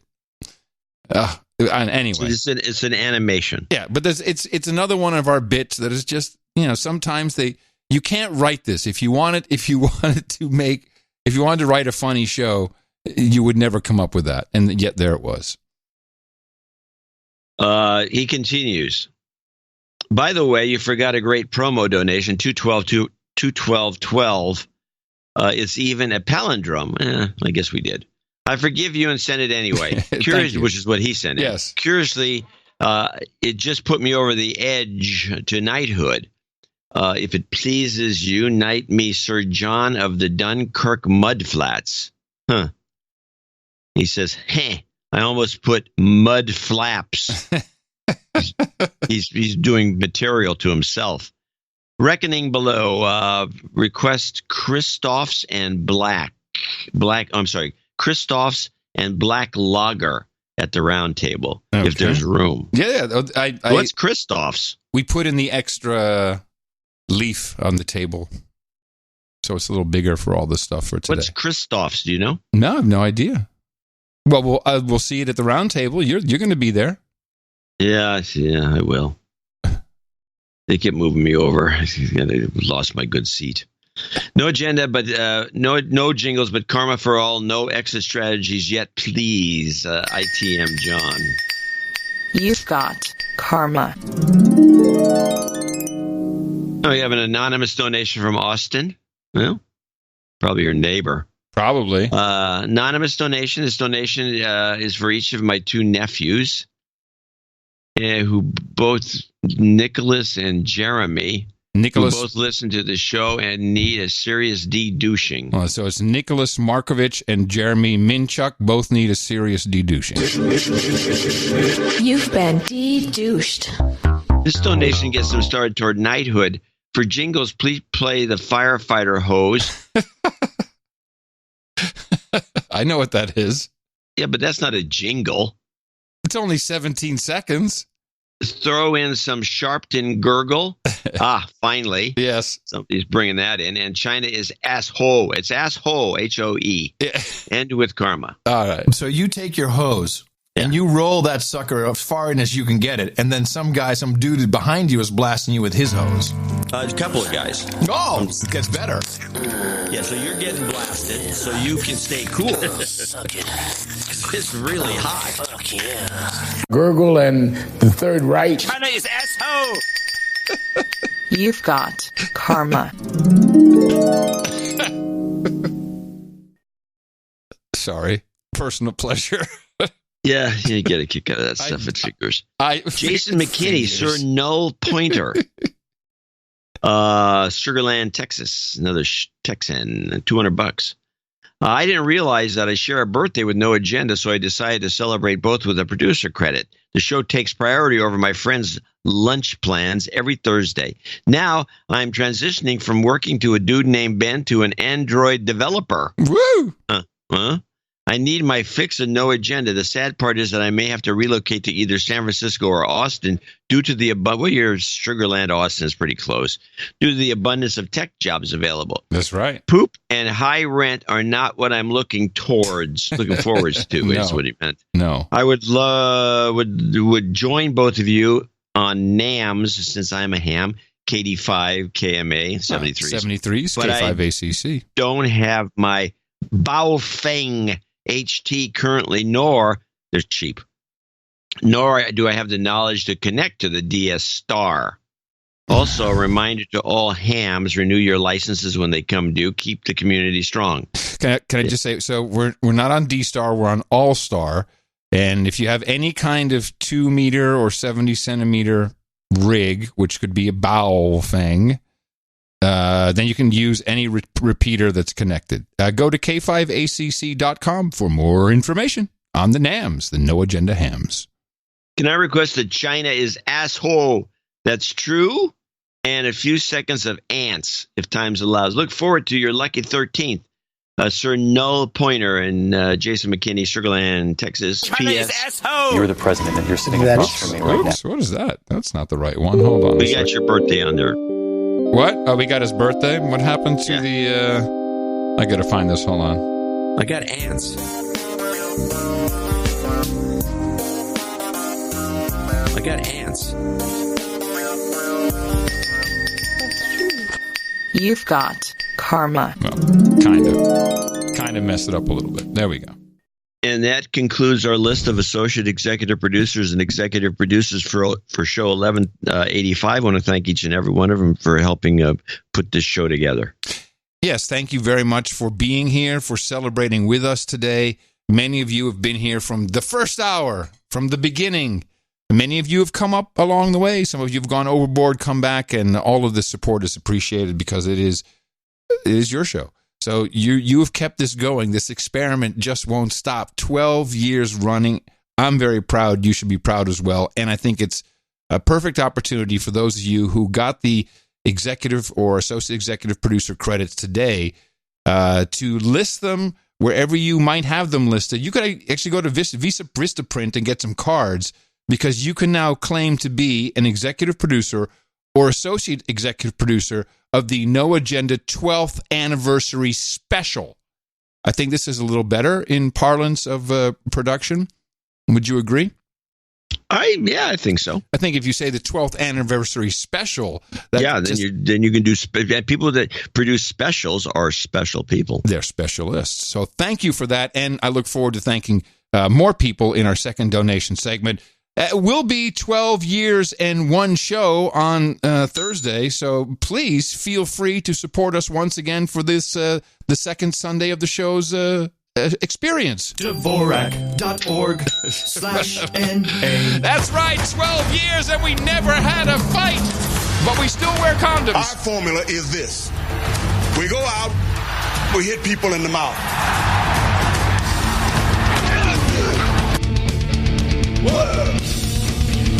Order! Shut up, slave! Shut up, slave! So what year? Oh, you know what we forgot to do, which I think is my fault since I'm driving? We forgot to thank our artists for the artwork. Oh, well, I'm a total nincompoop. What do you mean, we, white man? Oh, you're going to get racial on me now? That's just a reference to a joke that about, Yeah, geez. But yes, exactly. It's a punchline. Yes. It's like I tried to do that and I said, what do you mean, Kimosabe? And I got escorted for that. Ah, you know the reference. Good for you. Yes, I know, but it's very bad. You can't say Kimosabe. Because what does it even mean? Was there really a word Kimosabe? I mean, this sounds like something made up. No. Do you remember Aaron Bursell at Pod Show? Vaguely. Big guy. Later went on to, with everyone else, to Spoke or Smap or Spam or Sploof. What was that? Splunk. The database company. And he was either full or part American Indian. And one day, with something going on, I said, what are you talking about, Kimosabe? And he got really pissed at me and said, you're racist. What are you talking about? It's like a reference to it. No. Do you know I'm American Indian? Because apparently Kimosabe is somehow is bad. It's like, it's a bad word? So all along, he was... The more you learn, the Indian guy was calling the Lone Ranger a douchebag or something? Maybe he's Indian for douchebag? Yeah, the Lone Ranger is a racist show. Racist, bunch of racists. Well, what are you going to do? I got some. By the way, when you know that the beginning, I was digging through some. I wanted to put together a couple archive clips just to bring them out so you can remember these things. Yeah, but we got to thank the artist first, and then yes, then we can do that. Now you can blame me. Don't worry. Privately, we do it all the time. So we want to thank the artists, and believe me, if we'd passed this one by, it would be hell to pay. The cover art for episode 1184 was hands down the best. It was brought to you by Comic Strip Blogger, and it was the EU logo bleeding, dripping out. And I don't know, for some reason, it was. We looked at a lot of different things that were up there. There were people did gurgle stuff and some other. But the symbolism of it in timing with Brexit, I think it was just cool. It just totally made it all fit together.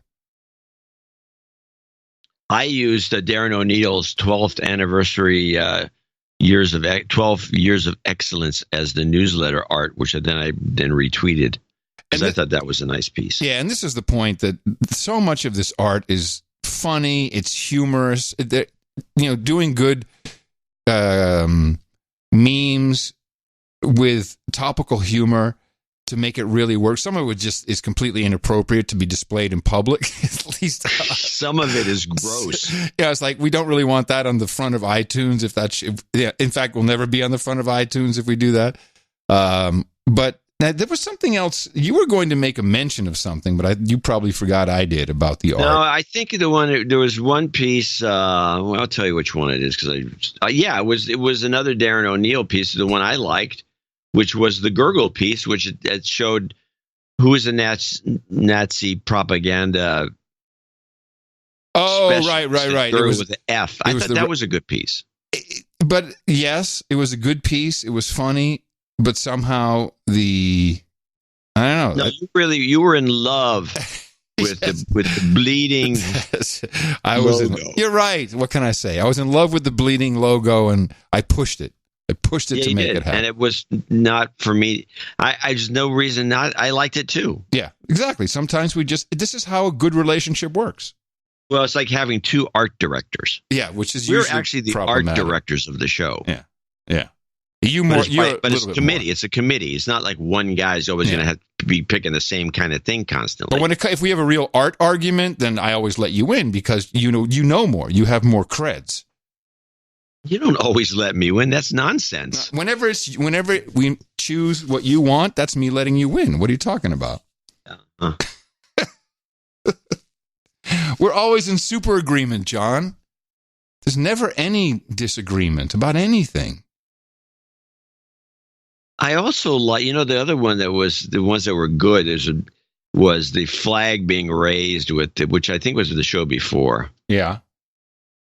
Anyway, okay, we got credit. It went out there. So was it CSB or Comic Strip Blogger? No, it was Comic Strip Blogger. Huh. Whatever happened to the other guy? CSB. I don't know. Oh, got deported. So I went back and looked at some old clips to figure, let's get some. There's no clips from 12 years ago, but there's a lot from 10 years ago. And it's 10 years ago, by the way, where we got the punch him in the mouth clip. I had which is interesting. They hit him in the mouth. Hit him in the mouth. Mm-hmm. But I got a couple of clips from 2009 about. Oh, nice. That I thought would be worth replaying. I thought one of them, we played it. It was kind of a mainstay for a while. This is the Clinton-Hillary clip that I always thought was, you'll remember it when you play it. Hillary's concluding a trip to Africa now with the only female elected president on the continent in Liberia, Ellen Johnson Sirleaf. But a couple of days ago, she was in Goma in the Congo, the site of one of the most difficult refugee camps in the entire world. I don't know what you think, but I think American secretaries of state ought to be in the places of human misery around the world. Yeah, like your home. Wow. 2009. So what was the occasion of this? Was that... this is, I guess, kind of setting Hillary up for... well, this 2009, so she was just the Secretary of State? I just thought it was a nasty comment, personally. Yeah. Yeah. And then the other one I pulled out, which I thought was kind of interesting, is this Gay Men clip, which is another 29 seconds. Let's take a look at our victim. Which group does Dante look like? The men on the left or the men on the right? Wait, is this what TV show is this? This is from I think this is one of the SVU. I think it's SVU. CSI, it's one of the Law and Orders, I believe. Huh. And it was the first time I ever heard this. And if you look it up, it's documented. And I thought it was we'd bring it back into play. And so I thought I'd pull this clip out. Which group does Dante look like? The men on the left or the men on the right? The men on the left. Oh, you have a sixth sense. By that I mean you see gay people. You think Dante's gay? Yeah, and so do you. All the men on the left are gay. A new study in the Journal of Experimental Psychology showed that most people can identify gay men by face alone. It has to do with the pattern of muscle tension in the face. Yeah, good luck with talking about that these days. Yeah, well, wasn't it based on it was based on research? Guys had put together an algo, and they could detect that. Then they had a pretty high success rate. Yeah, but yeah, it's just no. I think I'm pretty good at detecting that too. Well, I think I'm pretty good gaydar. Well, sometimes you could be wrong. I mean, sure, but you bringing up some guy who looks gay. Facially, it's not like he's dressed in pink, but it's the guy just looks gay. And you can bring this up with millennials because nobody knows about it. Wait a minute. You brought up to a millennial, hey, I can see if a dude's gay just by looking at his face. That's what you said. Oh, okay. No, I'm going to keep saying no until you stop saying what you're saying. No. What you do is you're watching TV or something, you say, that guy looks gay just out of the blue like that. And because he does. Unfortunately, with most Hollywood productions, is like, everybody, but the guy looks gay, and then you throw this factoid at them about people have been studied and their facial looks can be. You can spot certain, not all by any means, men who are gay because they have a certain look, and it makes them nuts. Yeah, even though they agree that the guy looks gay. How can a guy look gay? Unless there's something to him looking gay, they can't get their head around it. I would not recommend this as a fun experiment for the weekend with your millennial. You probably best to stay away from this whole idea. No, it's already been come and gone. It's come and gone. Mm-hmm. Oh, that was it? Those are your historical clips? Those are my 2 historical clips. It turns out in 2009, when we first started doing clips to any extreme, there weren't a lot of clips to pick from. Well, I would send you like 6 clips, and that would be it. Sure. 4. Well, there wasn't such an abundance. We didn't really. Well, we did have YouTube. I think at the time, 2009, we had YouTube then, didn't we? Of course, we did. Yeah. But stuff. People weren't putting their stuffs on YouTube. Oh no. No. The mainstream didn't want any part of it. No. Now it's a deluge. Yes, it is. A deluge for sure. All right. Well, I have a couple of, some 2020 stuff just to kind of move it along. We had the Honorable Elijah Cummings was laid to rest, and he got quite the send-off from the elites in Washington. Of course, he's an iconic figure. He was a huge part of the civil rights movement. At least that's what we see on the Wikipedia. He was at Selma. He was certainly a part of the dramatized, televised parts, which is very good. He's very important for things he's done. And, of course, he was very embroiled with the president. He went down fighting, as we've seen many people tweet. He was still signing all kinds of subpoena papers as he was dying. He went down a champ to try and get the president impeached. And I think there's certain things. First of all, when you have this big, it's nice, and it's the honorable thing to do. I hope we don't have for every single congressman. I don't know what the cutoff is or what qualifications you need to lay in state. It's rare. It's very rare. McCain had it, which even that was considered reasonably rare. Now Elijah Cummings, man, they set it up nice, and the way they had the ceremony done, it was a grand production. It was beautifully done.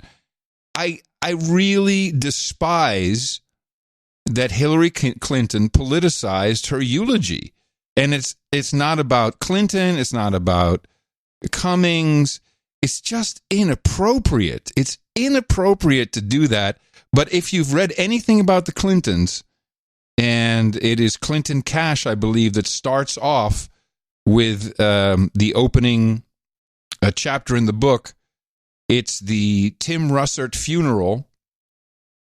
Tim Russert, who is the predecessor to Chip Chip Todd on Meet the Press. Chip Todd. So Tim Russert, he died. And all of Washington came out to celebrate his life in the church, and the whole first chapter of this Clinton Cash book is an account of how they work the crowd, because that's what they do. They go to funerals, weddings, and they work the crowd. And I wanted to play this for posterity's sake because... Well, before you play it, I think that a lot of it has to do with... I could be wrong here, but I think that the Elijah Cummings coffin was filled with cocaine. But he also prayed and worked for healing. He weathered storms and earthquakes, but never lost his faith. Like that Old Testament prophet, he stood against corrupt leadership of King Ahab and Queen Jezebel.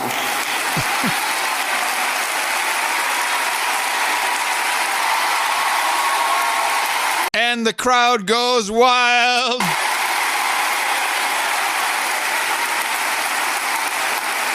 Now, there's a little more to that. So she essentially is comparing Trump and I guess Melania, the first lady, to King Ahab and Queen Jezebel, who of course were the false prophets. Jezebel was really the bad one in this mix. King Ahab was no sweetheart, but it was Jezebel.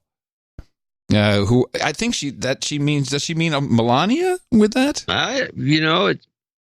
It's beyond me. Jezebel, she herself suffered a gruesome death of defenestration, which I had to look up.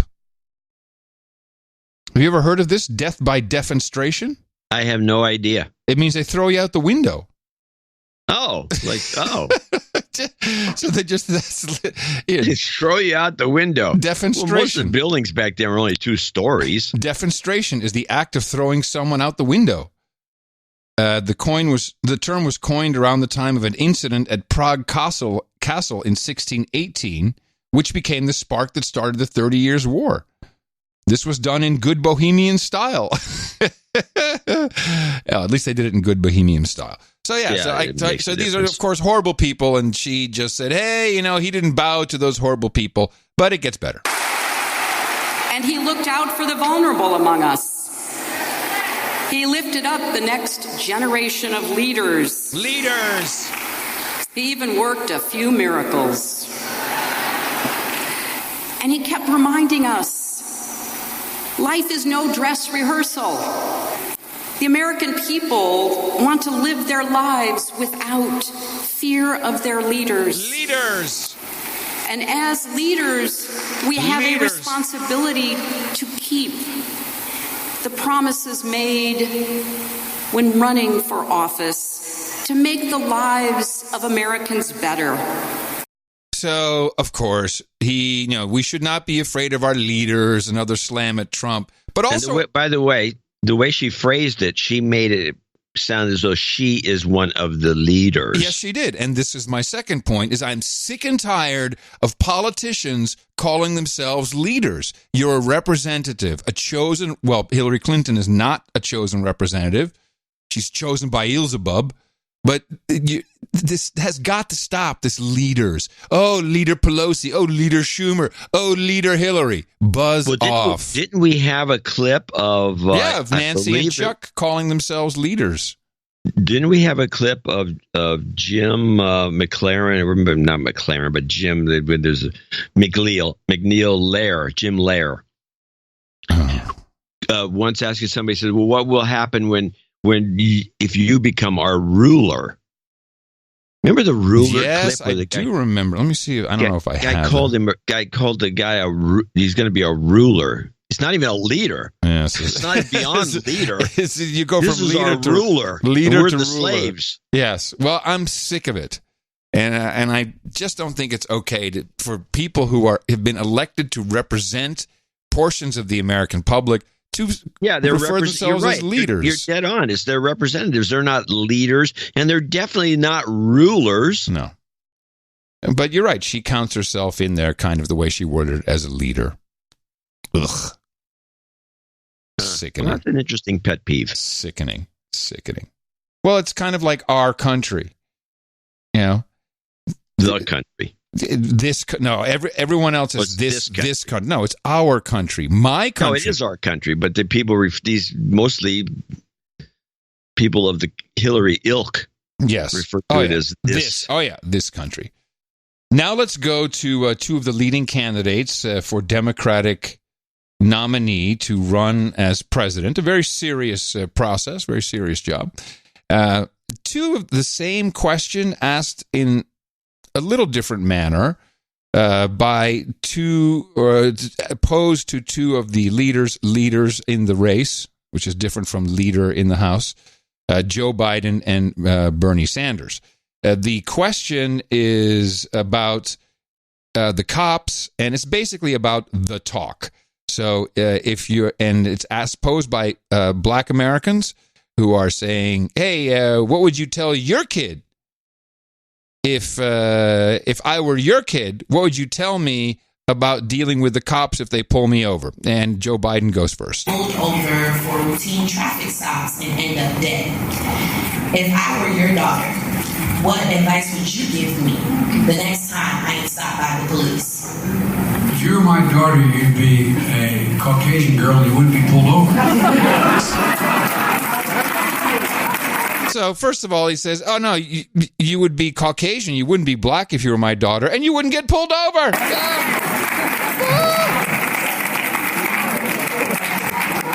What? That's what's wrong. That is what's wrong. There is institutional racism that still exists. And what it should require is every police department in America should have to go through what they used to call back when I first got started in the women's movement, sensitivity training. hello, pot kettle calling, Joe, with your sensitivity training. Sensitivity training? I haven't heard that term for 30 or 40 years. But I think it's but by the way, that's extremely bullshit. Women get pulled over all the time. Of course. It's incredibly rude to say this about the police. Like, well, if you were my kid, you'd be white, you wouldn't get pulled over. And there's systemic racism. F you, Joe Biden. I think we're a little more integrated these days. I don't know if you're still living in the busing era. And Bernie Sanders, he's completely nuts. My question is to you: if I'm your son, what advice would you give me? So remember, this is about what advice. So just what Bernie Sanders thinks of law enforcement in America. The next time I be pulled over by a police officer. Next time you pulled over by a police officer, I would do my best to identify who that police officer is in a polite way, ask him or her for their name. I would respect what they are doing so that you don't get shot in the back of the head. But I would also be very mindful of the fact that as a nation, we have got to hold police officers accountable for the actions that they commit. And that is, so to answer your question, I would be very cautious if you were my son in terms of dealing with that police officer, but I also defend my rights and know my rights and make sure, if possible, that police officer's camera is on what goes on. A tepid round of applause for Bernie on that one. So basically, hey, whatever you do, careful, because these guys are shooting you in the back of the head. This is not okay. This is crazy talk. And by the way, who's protecting you, Bernie, when you're roaming around? Do you have any kind of security detail? Are they related to police? And do they have guns? You be careful. You're going to get shot in the back of the head. Unbelievable. I mean, that's a borderline clip of the day, that one. That's a beauty. Yeah, well, I'm sad I have to take it because it's so disgusting. Clip of the day. It's so douchey. Shoot you in the back of the head. It's super douchey. Now, the guy I really would like to have run for president has done an interview on Big Boy TV, which, now the whole interview I'm going to deconstruct with Mo on Monday.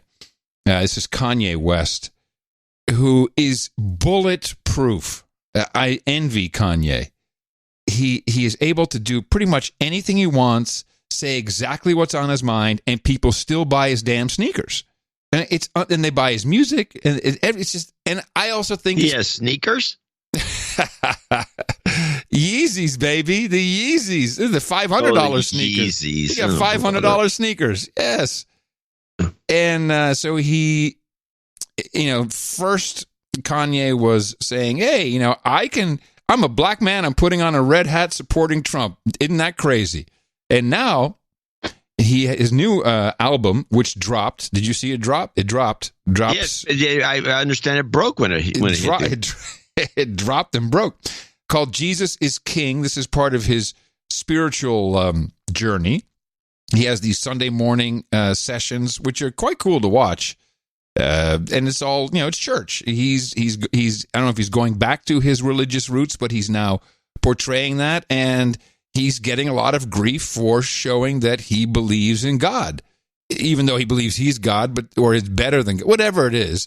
He's showing his faith, and he's getting a lot of grief for it. And from that interview, I want to play 2 minutes because I just love what he says. They were fighting for us to have the right to our opinion, not the right to vote for whoever the white liberals said black people are supposed to vote for. You get what I'm saying? And then James Corden went in and said, well, this president, you're Christian, and this president, I don't see anything Christian about him. I said, okay, so last year y'all tried to tell me who I'm supposed to vote for because I'm black. Now this year, white liberals trying to tell me who I'm supposed to vote for because I'm Christian. That would be like, I live in Calabasas, so everyone in my car's got to be a convertible, huh? Right. It's just all based on y'all vision of what I'm supposed to do. And I understand, like a lot of people, it's not a matter of whether you like it or who like it, we are in a country where we allowed to like whatever we like. What do you say to people that say you turned your back on the culture or exactly 100%? I have turned my back on the idea of victimization mentality. We are locked up. We went from 1 and 4. We went from 1 and 4 to 1 and 3, but we always pointing at the white people. But yet, we want to spend all of our money on foreigners. We want to spend all our money on luxury as opposed to going and buying some land. America is for sale. And there's a lot of barren land. Disney bought a lot of it in Florida.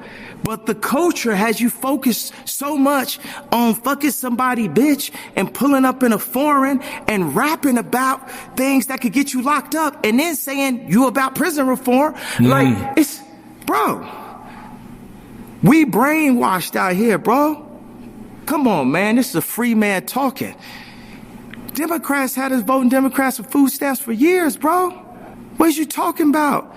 Guns in the 80s, taking the fathers out the home, Plan B, lowering our votes, making us abort our children. God should not kill. See, there's a guy I would actually consider calling a leader, although looking at the troll room, you guys don't understand Kanye, that's for sure. People dislike him. Interesting.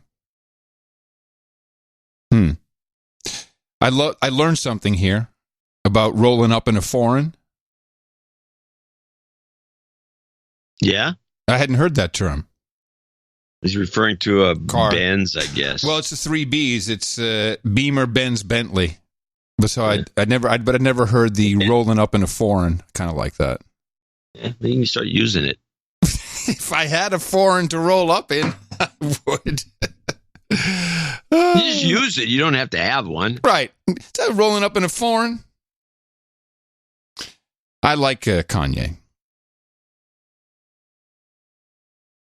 Well, I don't know him, so I can't say one way or the other. I don't know him either. I just like his music is alien to most of my tastes, and which most hip hop is. Well, he's no Green Day. I mean, let's be honest.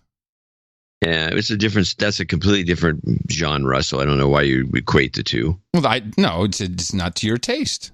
So it's not my your genre. taste tends to classical music. That's what I have running 24/7. Yes, I know that. I'm not making fun of you. And Rihanna. I'll put up with her. See, then I would have been making fun of you if I said you'll put up with her. Very nice. You'll put up with her. So let's take a look at a couple of things. Let's go back in time again, much before the show ever began. Unfortunately, I made this clip and then I never got I had the guy's name. I lost it. But this is a Democrat congressman on the House floor. Well, people can try to guess the date, but here we go. 24 years ago with the President of the United States. This day feels to me like we're taking a step down the road to becoming a political lynch mob. We're in so much hurry to get this done so it can be in the Saturday, Sunday news cycle and have our mint juleps at 5 o'clock. We are going to find a rope, find a tree, and ask a bunch of questions later. It will be too late for fairness. You could back in the day when you could still talk about lynchings as a Democrat. Good days. Good days. Miss those good times. Yeah. Was this 1998. Was this in response to you can't say anything anymore except on the No Agenda show. This is where somehow And why is that, Adam? There's only one reason, because there is no way to deplatform us. We have our own infrastructure run by us. And when I say us, I mean the producers. I'm talking about Void Zero, Bemrose, Darren O, everyone running the stuff. We have our own information streams. We have our own network. We have our own social network. And most of all, we don't have advertisers. I'm going to show my support by donating to No Agenda. Imagine all the people who could do that. Oh yeah, that'd be fab. Yeah, on No Agenda in the morning. That's right. We play 5 clips and back to thanking people. What? In fact, we do have a few people to thank for show 1185. the roundup of the people that are thanking us for our 12th anniversary, and it's a good list. Starting with Noah Wattenmaker. I think I'm pronouncing that correctly. I'm sorry. I need to stop you for a second. What did you mean by we played 5 clips and we're back to seemed like a people? short interlude. Let me tell you exactly how this works. 1 hour into the show is when I try to get us to start executive producerships. At 5 minutes past the 2-hour mark is where I try to get the second segment started. Any complaints? Because it's been it's the way the block system works. It's been like this for a long time. No, but I don't know. It just seemed like it flew by. Oh, because you're having fun. That makes sense. I guess.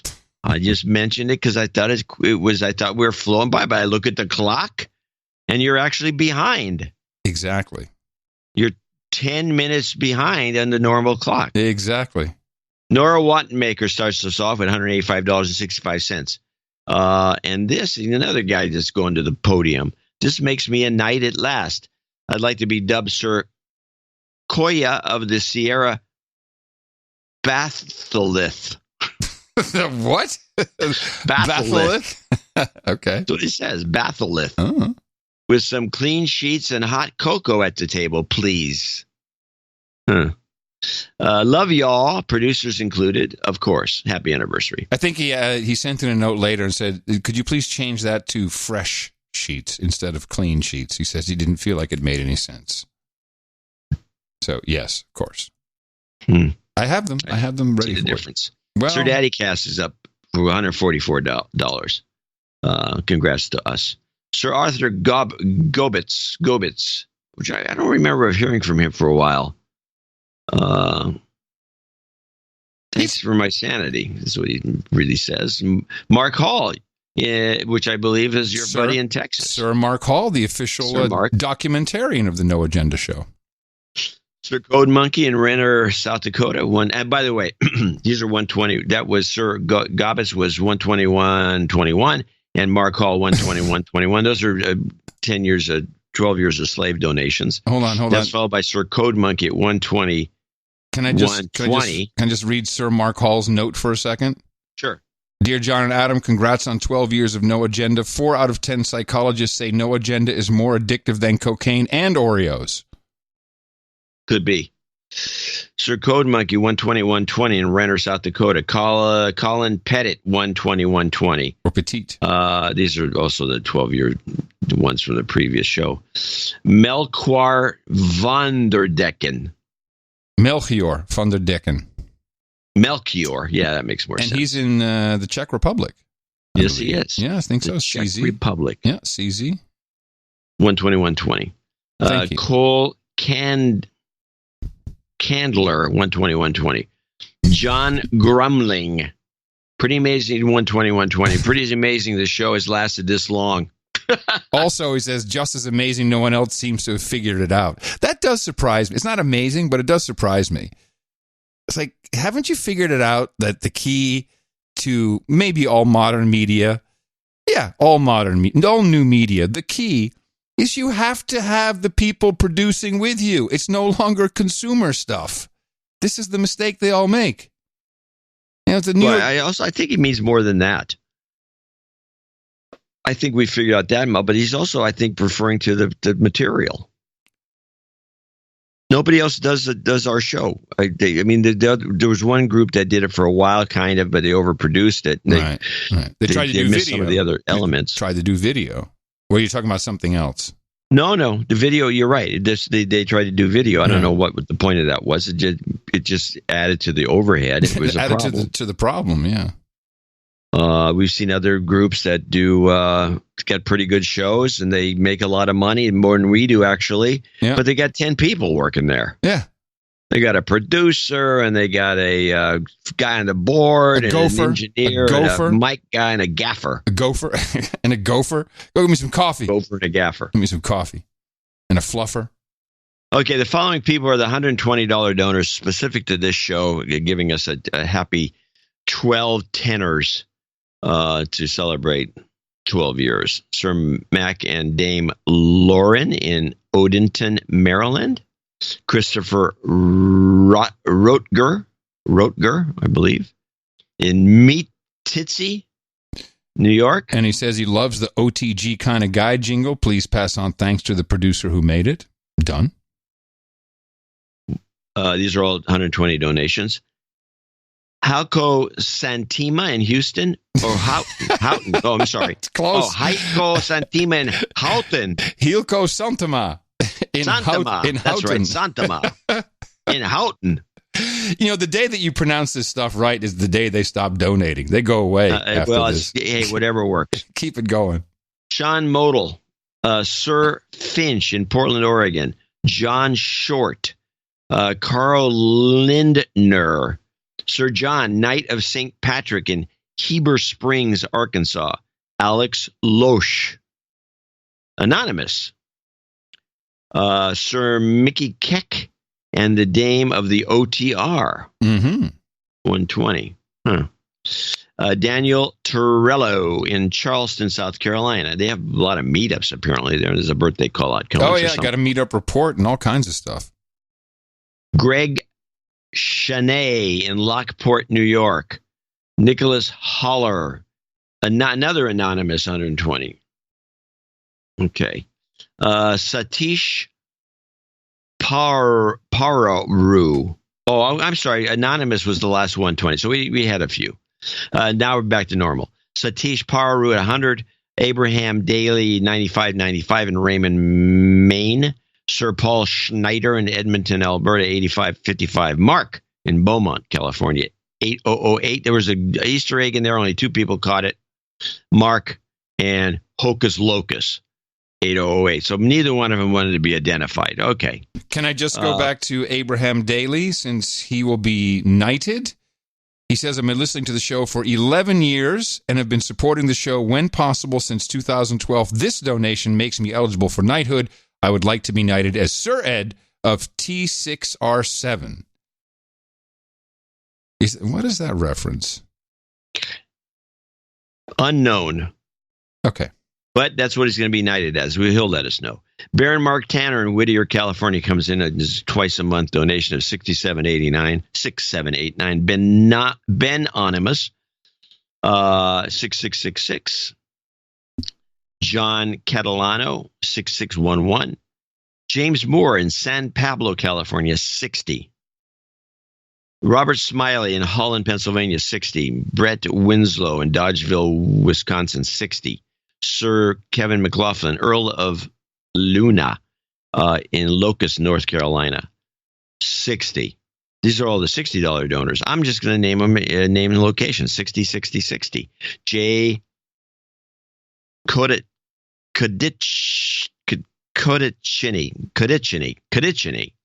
in Austin. Nicholas Hanna in Indianapolis. Sir Slarty Bartfast. Sir Slarty Bartfast in Hope. Yeah, Hope, Rhode Island. When you do the knighting ceremonies, you remember some of these things. Slarty Bartfast, yes. I guess so. Sir Kwai Kujibu, 60s. Saint Sergeant Postal in Miami Lakes. Sir Marcus. Roy Pingle in Forest Hills, New York. Nicholas Forakis in Baltimore, Maryland. Arnie Carlson. Sir Vince, grilling man of Greenbrier Woods. Somewhere in Greenbrier Woods. Surgery and fast healing karma for his dame. We shall make it so. Oh, yes. Definitely put that on there. Yes. Anonymous Canadian, 60. Kirk Struick. Steve Byrne, Bakersfield Clan. Steve Burrow. Steve Burrow, Bakersfield Clan. Ann Fiegel Johnston in Bethlehem, Pennsylvania. Troy Haskin. And that's the end of our $60 well-wishers. I like that. Did people take that upon themselves to do five, what is it? To do half the 120? No, I put it in the newsletter. I missed that. Newsletter. I did see the 12 newsletter. 12 fivers. Yeah, 12 fivers. Okay, I just didn't comprehend that part. Nice. I like it. Mark Fulton in Charlotte, North Carolina, 5569. Sir Alex, Knight of the White Mountains, 5512. Egghead in Dayton, Ohio, 5512. Alan Tyndall, 5510. Eric Hoffman, Edmonton, Alberta, 5510. Jason Petrie, 5510. A lot of 5510s. Jonathan Dennison, another one. People like their double nickels on the dime, man. Well, again, they never used to. I mean, they did, then they didn't. Yeah. Anonymous, 5333. Dan Pinkerton with the birthday, 52. Josh Cox in Austin, Texas, 5120. Megan Cruz, 5115. Another birthday call out for her husband, Justin. Sir D.H. Slammer, Baroness Bang Bang, Dame Simona, Sir Andrew, and Master Emmett combined for 5012. The whole family. We love yous. Family. Yeah. They all signed a check. Ryan Smith, Raleigh, North Carolina, 5012. Sir Scott Nelson, 5001 in Melbourne, Florida. The following and last of the list is the $50 donors, name and location, if applicable. Tyler in Anchorage, Alaska. Jeffrey Zelen in Oakland, Michigan. Darren Daniszewski in Dubai. And I think he's in the Dubai area. We need photos. Sir Richard Gardner, 50. Joe Winky in Santa Rosa. Jambo Joe. Jambo, that's right. Every time I see, Jambo Joe. Thank you, Joe. Hope he's doing okay. I think he is. Sir Eric VM, Baron of the Valley. Adam Leet, Liette, 50. He's a W8FLH. He's Hank on No Agenda Social, and he has Go Nams. He's actually set up a huge hub for the All-Star Network. Learn more at k5acc.com. Aaron Lopez, 50. Justin Gilbert, 50. And last but not least, Adam Blakely in Canterbury, Great Britain, hitting the mouth, 1908 or 2008. 1708. He needs a de-douching. Okay. There's another guy back to that needed a de-douching. What? There was another de-douching needed. But do an anonymous, just a de-douching for the one guy I missed. You've been de-douched. And that concludes our list of well-wishers, producers, and helpers, and everybody who just gave us the congratulators for the 12th anniversary of the No Agenda Show. I want to thank each and every one of them. Yes, and also everybody who supported us under 50, which we no longer mention on the show just for brevity's sake. I mean, it's just 5 clips and we're back to thanking people, apparently. Yep.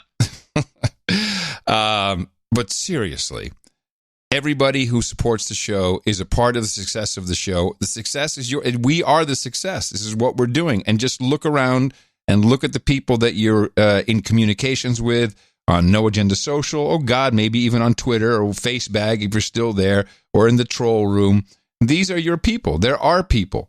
And we somehow have created this value for value network that just keeps on chugging. And yes, no one's figured it out. Maybe we're special. I don't know. We're special. But I really, personally, and I know I can speak on behalf of John, appreciate, in particular, the people who really struggle to support the show and do it anyway. Thank you. It's highly appreciated. And as you can see, and as you'll see today, even with $5 a month, people do make knighthoods and become a member of the club, but you're really already all a part of it. So thank you again. And remember, we'll do our next show. We just keep on trucking on Thursday. Dvorak.org/NA. Okay, we got some jobs. We also have I got a lot here for the segment. We also have an F cancer report from Phil Rodas for his cousin Di, who is undergoing her second round of treatment. Could I please have the community get behind her with an F cancer this week, Sir Phil of the Northern Lakes, of course. You've got karma. Jobs, jobs, jobs, and jobs. Let's vote for jobs. You've got karma.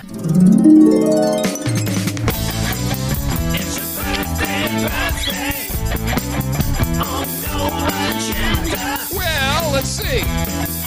Today is the 27th. Hold on a second. 27th of October, we have quite the birthday list. Sir Rod, that is not Sir Rod Adams, but Sir Roderick. Sir Rod says happy birthday to his podcast buddy Bert Brussen, who turns 44 on the 29th. And Sir Rod himself will be celebrating his double nickels on October 29th as well. Happy birthday to both of you. Sir Neil Pointer turned 36 yesterday. Ron Convitt will be 59 on Tuesday. Daniel Torello says happy birthday to his son Dubba and his brother David, both celebrating tomorrow. Satish Pawaru, happy birthday to his co-worker Randall, celebrating on the 29th. Dan Pinkerton says happy birthday to his smoking hot wife Sonia. She's turning 52. Megan Cruz congratulates her husband Justin. He'll be 30 on November 3rd. Aaron Lopez says happy birthday to his smoking hot wife Trisha Morales, 28 years old yesterday. Sir Felix Down Under turns 10 on Tuesday the 29th. And Sir Mark Tanner, celebrates his birthday on November 3rd, and he simultaneously congratulates Beverly Tanner for November 6th and Allison Tanner for November 21st. Happy birthday from everybody here at the best podcast in the universe, 12 years long and running. Title changes, turn and face the slave. Title changes, don't want to be a douchebag. A couple of title changes. Sir Brian Barrow now becomes the Black Knight Sir Brian Barrow, Protector of Royal Wootton Bassett, the Baron of Barbados, the Viscount of Video Games, and the Earl of Mead. And Sir Nubbin keeps it a little shorter and becomes the Baron of the Valley. Both of you are thanked for your support of the No Agenda Show in yet an additional $1,000 aggregate amount. Thank you for your courage, gentlemen, both of you. And now we go over to our knights and dames. We've got, looks like only knights today. Remember, we're still on that dame drive. We get your favorite dame onto the podium here for the ceremonies into the round table. John, we need our special 12th. I get the middle-sized one here. No dames. No, that's right. I'll grab mine, nice and long there. Okay. Up on the podium, please, Mark Jasper, John Hawley, Noah Wattenmacher, and Abram Daly. Gentlemen, all of you have supported the No Agenda Show in the amount of $1,000 or more. That makes me very proud to pronounceicate the Sir Omega Project, Sir John of the Dunkirk Mudflats, Sir Koya of the Sierra Batholith, and Sir Ed of T6R7 for you. We've got Hookers and Blow, Rent Boys, and Chardonnay. We've got Chili and Wheat Beer, Christoph's and Black Lager. We got Dame Elisa's Limoncello with salmon. We got Ruben S. Women and Rosé, Bong Hits and Bourbon, Vodka and Vanilla, Geishas and Sake, Ginger Ale and Gerbils, Breast Milk and Pablum. And yes, mutton and mead, and the four of you can go to noagendanation.com/rings. That's where Eric the Shill will be awaiting your information, and we'll get those rings and the sealing wax and your official certificate out to you as soon as possible. Of course, you have to hand over some pertinent information like your address and your ring size. It's very helpful to get that out. And I guess we have the No Agenda Cloud coming soon, which Eric has teased. There'll be all kinds of stuff, especially for the knights and the dames and accounting, and also for meetups. That's right, the meetups. No Agenda meetups. It's like a party. That's right. Wow, there's a lot of meetups. On Sunday, we'd like to do a little bit of a rundown for you. Brand new to the list is Wednesday, Toronto Local. And this will be Elizabeth May Straw Drive at the meeting at the Duke of Westminster is the name of the venue, and that'll be on Wednesday at 5:30 in the afternoon. On Friday, the 1st, Seattle Monthly at 7:30 in the Canterbury Ale House. Saturday, the 2nd, Boston at noon. Pay attention to these times at the Faunel Hall Beer Garden at the patios. A lot of people are going to be there, a lot of organizers. Updated the Tri-State Pennsylvania meetup, Somerset, New Jersey, 3 o'clock on Saturday. That'll be at Stagehouse Tavern, Somerset, New Jersey. The 7th, that's next Thursday, Orange County, No Agenda Meetup Part 2. That'll be at 6 o'clock. Please go to the Boss Cat Kitchen and Libations in Newport Beach. Also on Thursday, Myrtle Beach at the Sneaky Beagle. And that'll be at 7 o'clock. The Torchlight Brewing in British Columbia, Nelson to be exact, is where you can find the meetup at 7 o'clock on Friday. And still to come on the 9th of November, North Charleston, South Carolina, Auburn, Sierra Foothills, California, Southwest Ontario, Scandinavia. On the 14th, Local 512, Austin, Texas. We'll be doing that again. The 15th, the Wichita Cowtown Hoedown. And the 22nd in The Hague in the Netherlands, Kitchener, Ontario. The 24th will be Utrecht in the Lowlands, and the Southeast London UK meetup will be on the 30th. Couple of quick, although it's hard to make anything quick when it comes to meetup reports. And please note that there's no way we can do all your meetup reports, because they're very long. You need to put them on noagendameetups.com so everybody can enjoy them. But also there's too many meetups. I do want to make mention of the Shanghai meetup, which had 7 people in attendance. Sent me pictures. So there's Atlano, Pat, Adam, Ruiz, JCD, and Adam. Oh, JCD's Heads on a Stick. That's right. You were there. Magnum, Dr. Jones, My Head on a Stick, and Mark. 5 Americans, 1 from the UK, 1 from Ukraine, 2 tech engineers, and 4 teachers, which is very nice to hear. And they had a very good time. And that was, I think, Professor Jones, our PhD, who organized that. And nice to know that we reach all the way to Shanghai enough for people to hang out and meet up with each other. I didn't know they'd get the show there. How do they get the show? I didn't know they could. I guess they have ways around the Great Firewall of China. The Queen City Slaves held their inaugural meetup Friday night at the Sycamore Brewing in Charlotte. Now, this was hosted by Bill Cameron. There were 15 to 20 producers that showed up, brought together by the Heads on a Sheet poster. Everything good they say about No Agenda meetups held true for our group, an eclectic mix of Gitmo Nation slaves, having never met one another but chatting and laughing together like lifelong friends with no triggering and plenty of in the mornings. Rick, whose night name I did not catch, from China, was also to give us the authentic China is asshole.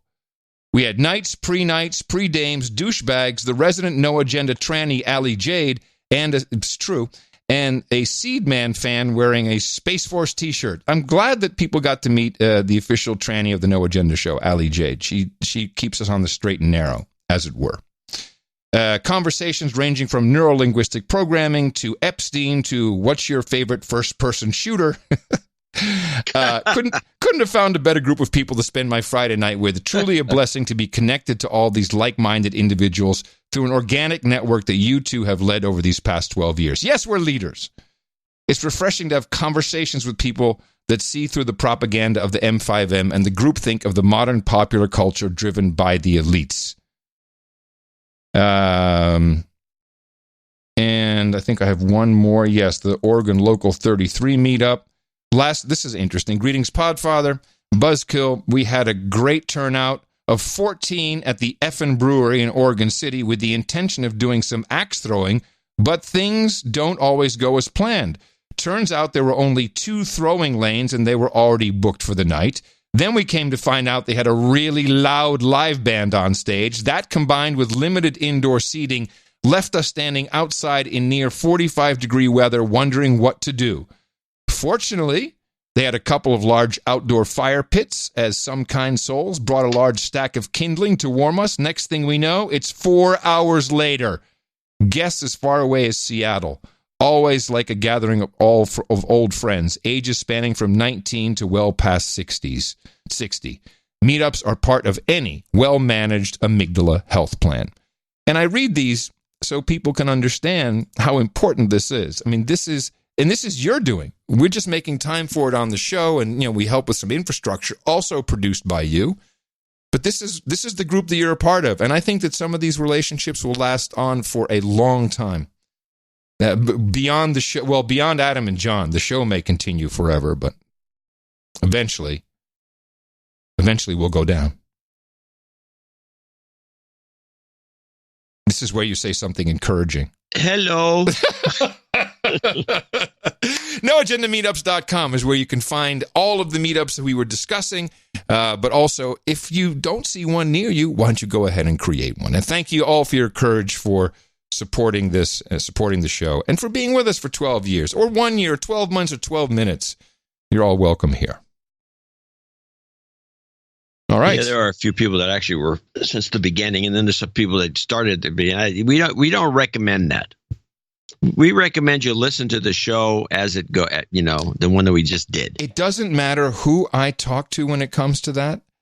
If I say, I was talking to someone the other day. I said, people, if they miss 3 shows, they'll go back and they'll listen, they'll catch up. And I think you and I, John, are both of the opinion that why? Just listen to what's new. Yeah. But there's something about the episodic nature or being part, missing something, I guess. Well, you do miss certain things, but we try to back announce as much as we can. Yeah, it's hard though. A lot of things that we just take for granted. That's why I wanted to play that clip about the gay faces. That's the reason? Yeah, that is the exact reason. But see, if I said ranch hand right now, not everybody would understand because they haven't listened to all the shows. You're right. Ranch hand is one of the another little tidbits that lost in the shuffle. But is it that important? I don't think so. Let's take a look at the unhoused situation, both in California and in Austin, Texas. Austin, now it looks like we have reversed the rules. You will no longer be allowed to camp and or sit on public sidewalks unless you are 15 feet from the doorway. So cops now literally have rulers to measure out 15 feet. And if you're within that 15 feet, they still have to give you fair warning, tell you where you can go, make sure that you understand where you can go, and only then can they do something about it. And so we continue to have the unserved and clearly unwelcome homeless population stuck under the bridge on and the highways of 183 and I-35 with very little done for them, of course, because now it's only become an argument about where we're going to stick these people. One of our local guys here, and Tina's really big. She follows the unhoused conversation very closely here in Austin. And here's a guy who's part of this group of people who are really trying to figure out what to do. And wow, what an idea. He decided to talk to a homeless guy, record him, and see what he had to say about the changes in the city ordinance. And if that should, and this is the conversation now, should it be, should also pertain to sleeping under bridges and highways? Should we move them out of there as well? John Moran, he's over here on 4th Street, and he's got a couple of thoughts he'd like to share about Abbott's saying that he's going to use TxDOT to remove the encampments underneath the bridge. What do you think? I should probably add to this that Governor Abbott has threatened the mayor of Austin if the homeless don't disappear, if we don't protect the other citizens of Austin, he's going to send in government agencies to clear everything out. And that would be TxDOT, Texas Department of Transportation, who apparently would be removing everything under the highways and the bridges. Saying that he's going to use TxDOT to remove the encampments underneath the bridge. What do you think's going to happen, and how do you feel about it? Chaos. A riot. One thing, a riot. So I'm going to put a big ass riot. Why do you say that? Because you're moving us out from under bridges and doorways. It's going to cause city workers and also city people cause chaos because we're not going to move. We'll come back and it's going to cause a fight. Without city Austin taking and moving us, you have the city to move us, they won't go down there because they'll be scared of walking on the bridge. You think it was good that the council has banned camping on sidewalks, but you think that they should leave the camping under the bridge? Yes. Under bridges, yes. Sidewalks, doorways, no. I don't mind flying a sign. I can do that. I can stand flying a sign. You mean panhandling, holding up a sign, asking for money? But camping on the bridges, keep that. We need that area. Sidewalks, doorways, ban that part. I don't mind that. Bridges, leave them alone. Leave somewhere you can sleep. Somewhere, because you're taking all of it. And I found that interesting. He's like, we shouldn't be hanging out on the sidewalks. Said, I don't mind flying a sign, which is begging. Says, but no, we shouldn't be sleeping on the streets and in front of businesses. But we do belong under the bridges and the. We belong like trolls. Yeah, yeah. Civil war in Texas. It's very possible. But now let's see how things are going in California, where this, is it the Santa Rosa bike trail, I think, the one that made, with the video went viral, the guy biking along this trail, and it's just miles and miles of... That was in Southern California. Wasn't it Santa Rosa? No. Oh, well, there's no action in Santa Rosa. Oh, really? In the Roseland area of Santa Rosa, the Joe Rodota Trail is technically the property of the Sonoma County Regional Park System.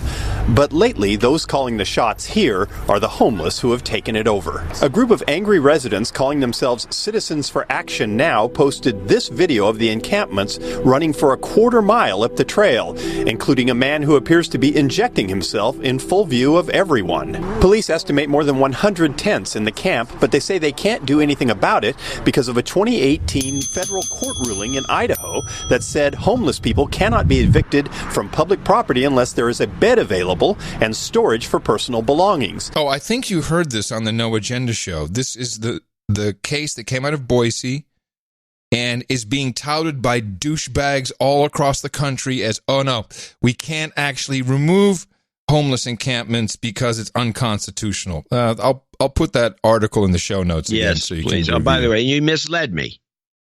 Why? For one thing, I didn't know there was this accident, but it's only a quarter mile. So that's not the guy driving for miles and miles like the one in L.A. One in L.A. goes on different. That's different. Yes, for days. I was wrong, but it keeps going. So officials have now simply posted a sign warning the public against using this public trail. I'm kind of seeing it as giving in or giving up temporarily maybe until they figure out what to do. And the homeless seem to agree. Rayvon Hill lives here and works to keep this place peaceful, but she believes the sign establishes this area as a place where the homeless can reside in lieu of providing enough beds for all that need one. Do you see that as some kind of an acknowledgement that this is now your space? We have been given the right to be until they give us places where we can actually be and not have to get shifted every other day. The sheer number of homeless people has outpaced government's ability to deal with it, but it is also too big a problem to ignore, and homeowners are making sure officials understand that. In Santa Rosa, John Ramos, KPIX5. It's a mess. Now, I want to throw something in here to this mix, because this comes out of this Idaho case. Mm-hmm. And it's really unusual that some local case in Idaho becomes like the rallying cry for homeless advocates. And I think homeless advocates are actually advocating homelessness in California or elsewhere, because in the 70s, for example, there was a ruling by a local judge in Berkeley that prostitute streetwalkers, there was a lot of streetwalkers back in the 70s, that you couldn't arrest any of them unless you arrested all the customers. And so the cops weren't going to do that because it was too much of it was just not going to happen. It was going to make a mess in courts and everything else. So they let, for all practical purposes, from around 1973 or 1974 to about 1980, streetwalkers were legal in Berkeley. And it turned out to be Oakland, and it's kind of in the Bay Area. But I didn't hear that it was legal all over the country. Well, let me add something, because as it relates to the Boise case, the Ninth Circuit struck down the camping ban there, saying that it violated the Eighth Amendment's protection on cruel and unusual punishment. That's what they're basing it on. And of course the Ninth Circuit would be, oh no, you're right, that's cruel and unusual punishment to have your tent taken away. And so Boise has appealed to the Supreme Court, which is what everybody's waiting for.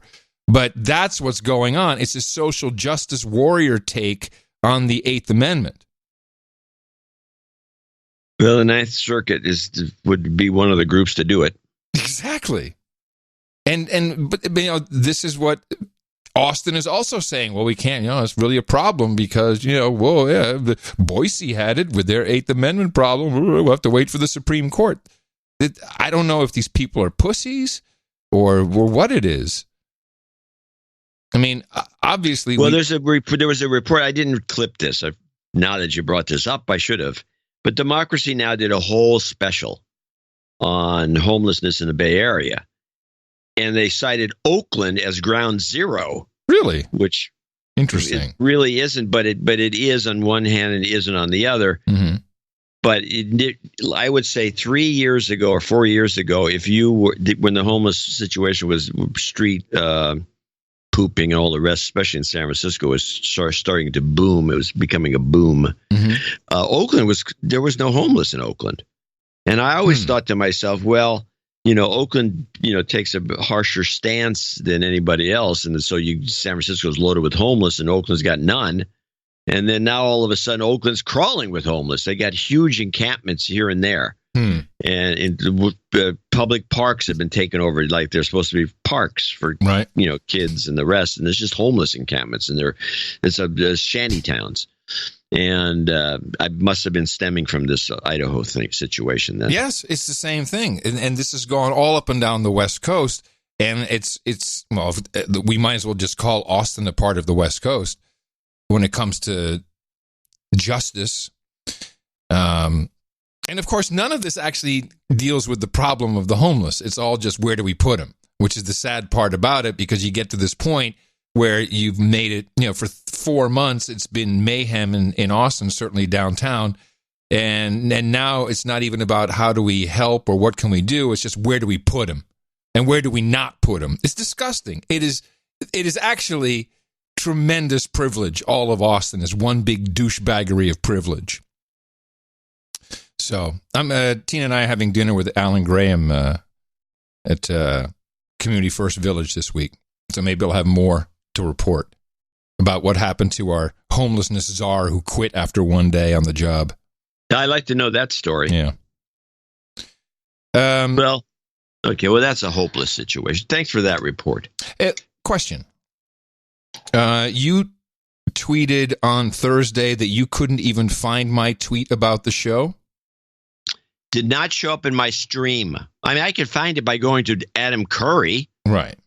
But I follow you, and I get a stream of tweets from everyone I follow, and some of them never show up, and yours didn't show up at all. And I went all the way to the day before, and I went all the way forward, and so I made sure that so I could make this tweet that you weren't in there, and you weren't. It's interesting because I was discussing this with Tina, and she says, yeah, but you really don't tweet. I said, what are you talking about? She said, you don't tweet. I tweet every day. My wife has not been seeing my tweets either because she just looks into stream. She doesn't see it. She says, you don't tweet. I said, I tweet. You do tweet. And I get none of your, once in a while, the tweets come through. Last week, especially the show tweet, I always look for that. That comes through about, I say 2/3 of the time, and then the third of the time, it never shows up in my stream at all, ever. Well, I want you to pay attention because I think, well, at least I had a realization of what the problem may be. Twitter may think I'm just a bot, and I'll tell you why. Every time I tweet out the show, or every time I tweet out the pre-show art, it's all through the API. It goes through the Freedom Controller, through the API, and it posts, which I'm sure gets a mark against me in Twitter land. And I have not followed anyone new in a long time. So I decided to start just following people. In fact, if you show up and you have no agenda exec or associate exec or just producer, I'll follow you. If I see it, I don't always see it. And I think just based upon a couple days worth of tweeting, I think that has made a difference. I think the algo just was fading me out as some bot that isn't really that interesting. It's true. I don't really engage. And I reply to people. That's about all the tweeting I do. But everything else comes from the API, and I think that may be hurting my that. And I have no check mark, of course. So that could be hurting my. I don't think this check mark has anything to do with this. Oh hell yes! Oh, absolutely. You want to tell me that if Twitter has a choice of who they put in your feed, they're going to show the check mark first before they show me? Of course it is. That's the cult which you're in, I might add. Yeah, I think that has a lot to do with it. No, I don't notice this. I do notice that your tweets that I'm following specifically.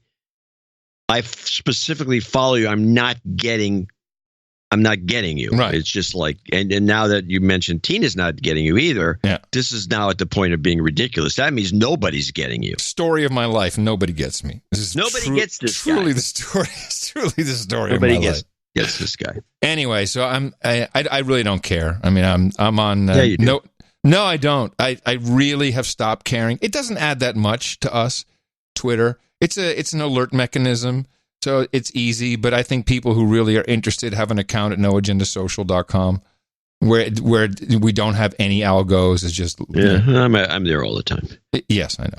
And that is free, unlike, and I love that this finally happened, Google is now charging. This is hilarious.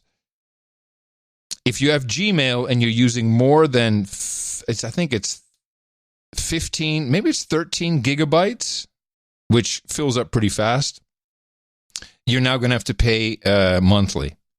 What? Yep, they've stopped. If you're going to pay, why pay Google? That's not the one you want to pay. Oh. Well, if you have 13 gigabytes of email stored on Gmail and you're just a regular Joe who does not listen to the No Agenda show, has no idea that you can actually get email in other places, safer, more secure, better, and that Google looks through your email to market towards you. Yeah, they do. You're now going to pay for the privilege above this 13 or 15 gigabyte level, and people are starting to figure it out because Google put this policy in place, and people who are already far over their quota all of a sudden are getting messages. Oh, you better sign up to the Google One, is what it's called, Google One. Google One for $1.99 a month. Otherwise, you will not be able to send or receive email. And people are starting to get unhappy about it. And I'm just sitting back going, what did you think? It's been about 15 years for free? Bait and switch. Yeah. Long game. I would recommend Proton Mail personally. And I think you should do your own mail server. A lot of people like Proton Mail. The only thing I don't like about it is they have one encryption key for everybody.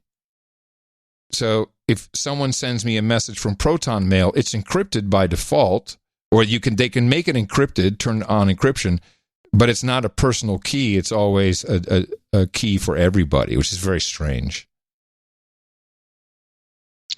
I have a few wind-up clips. I do have my riots reports because there's all these riots that aren't being reported, although Democracy Now! Mentions a couple of them, but they don't mention all of them. And then PBS mentions a couple that Democracy Now! Doesn't mention, and they don't mention the Democracy Now! Ones. Well, why would they? It's not about Trump. Let's go with let's get through these riots so we can see what's going on. Here's the riots report. This is Chile and Bolivia. President Sebastián Piñera called for a major reshuffling of his cabinet today following mass protests in Chile this week. 1 million people took to the streets in Santiago last night calling for economic reforms. The protest there began more than a week ago after a now canceled increase in subway fares. Piñera declared a state of emergency across much of Chile earlier this week, but said he plans to lift it as soon as tomorrow. At least 17 people were killed and as many as 7,000 have been arrested since the protests began. Protests also continued last night in Bolivia after an official vote tally showed President Evo Morales received enough votes to avoid a runoff in last Sunday's election. Residents in La Paz banged pots and took to the streets demanding another vote despite Morales declaring victory.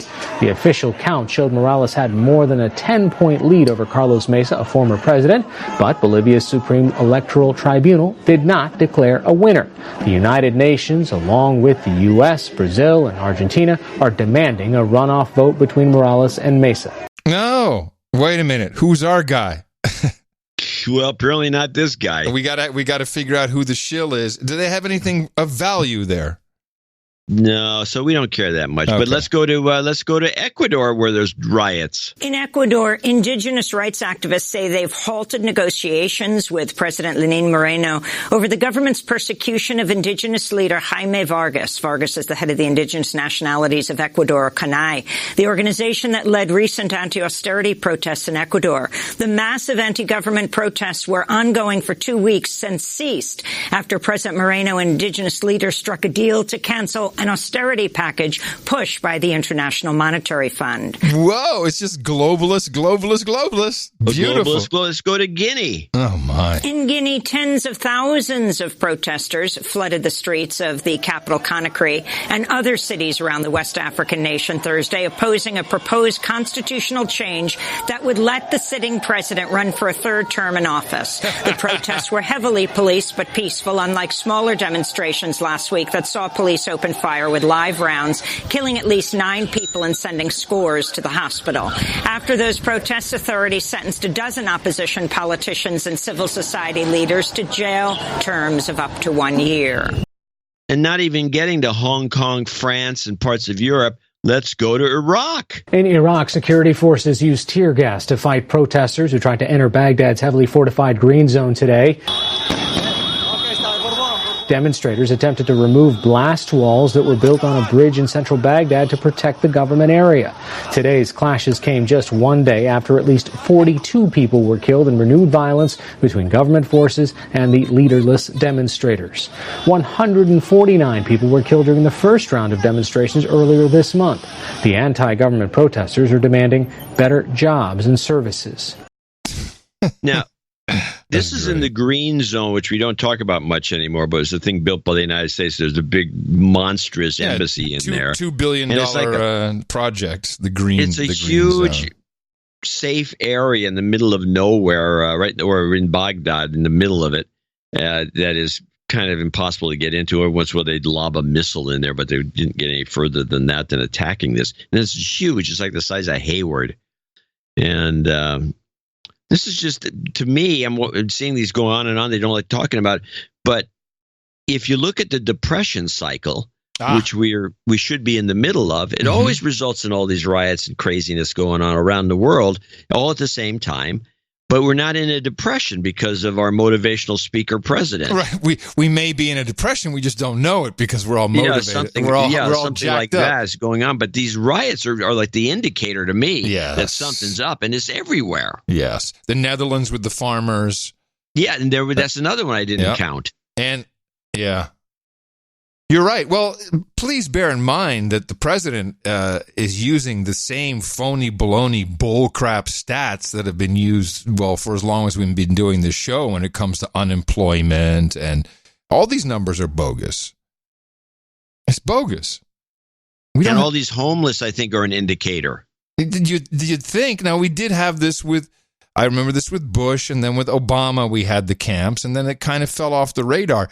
And this is because of what you're being fed by the mainstream, which is the mainstream media is doing a poor job of informing the public. A large disservice. And have we talked about the pig swine flu? No, we haven't heard. I mean, it's still ongoing. China still has a huge problem. In the least, no. None of it. No, we do hear stories even like this from Democracy Now! Listen to this. This is the Weird World Series news. In sports news, the Houston Astros fired assistant general manager Brandon Taubman Thursday after he yelled at Sports Illustrated reporter Stephanie Apstein and 2 other female reporters, quote, "Thank God we got Asuna. I'm so effing glad we got Asuna," he said. Apstein was wearing a purple domestic violence awareness bracelet at the time of the incident. Meanwhile, Major League Baseball is reviewing the status of Bob Drake, one of its senior umpires, just ahead of Game 2 of the World Series Wednesday night. Drake tweeted, quote, "We'll be buying an AR-15 tomorrow because if you impeach my president this way, you will have another civil war. MAGA 2020. Drake since deleted his Twitter account and apologized. Oh, my goodness. How is this sports news? Well, first of all, go Astros. Nice recovery yesterday. Nice. Second, it's not, what? I can't be proud of our team? Jeez. It's not the Austin Astros. They're from Texas. We don't have Astros. We got nothing here. We have the Austin Mud Hens. I lost my train of thought. But yes, how about this? We need our own bracelets. Brown. For the color of poop, which is what you got. Oh, brown. Yeah, that's not a bad idea. A brown poop bracelet for Gitmo Nation. I think that's the way to go. I'll leave us on a high note with proposed legislation for the Commonwealth of Massachusetts. And this would change Section 53 of Chapter 272 of the General Laws. What? I'm just mumbling to myself. Do you want to share? I'm reading from my list. Sorry. This microphone is too sensitive. You actually heard me yawning from about 5 feet a couple of shows ago, and it irked me that you could hear it. How do you think I felt? Here's the new law, and I just want you to know this is where it's headed. So Massachusetts, home of Liz Warren. This is a change in the law. Well, by the way, before you go into that clip, do you know George Soros today came out for Liz Warren? Really now? Yeah. Oh, then she's the globalist. Duh. Nice. No, it's not a clip. It's just, I'm just going to read this law to you. A person who uses the word bitch directed at another person to accost, annoy, degrade, or demean the other person shall be considered to be a disorderly person in violation of this section and shall be subject to the penalties provided in subsections A and B. A violation of this subsection may be reported by the person to whom the offensive language was directed at or by any witness to such incident. Can you believe that? What? Yes, you can no longer use the word bitch, or if this passes. So bitch. I guess they are expecting Warren to win the nomination. And there it is. It's preemptive. Exactly right. Preemptive. Well, that is it for just another episode of your best podcast in the universe. We just say just another one. It's, we've been doing it for 12 years, but we'll be back to do yet another one. 12 plus 1. 12 plus 1 it is. Thanks again, everybody.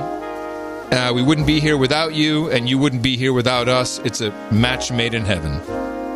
And thank you, John. Well, and thank you, Adam.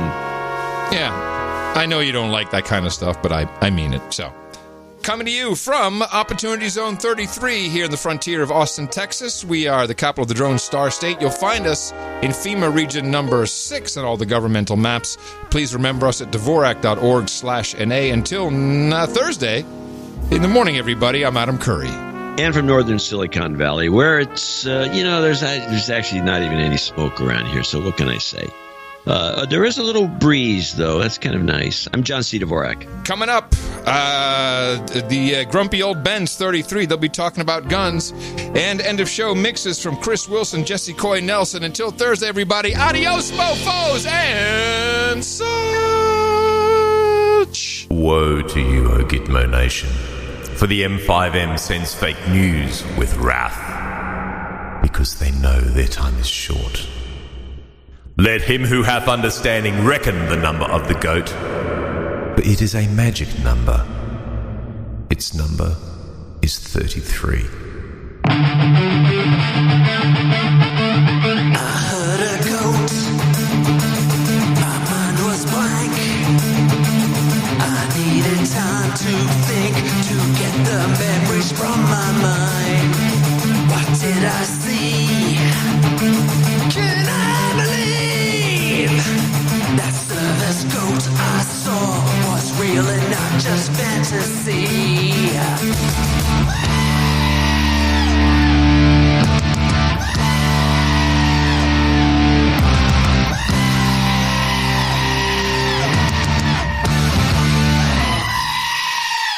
Okay, I gotta say something here. The goat scream is banned from this show. You are colluding with the No Agenda Show, the best podcast in the universe. Chunk from the Young Turks, he goes to talk to a group of TYT Army members. Woo! Can you dig it, sucker?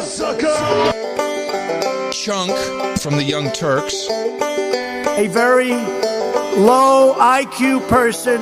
He's just an enormously low IQ individual. Can you dig it, sucker? He's just that dumb.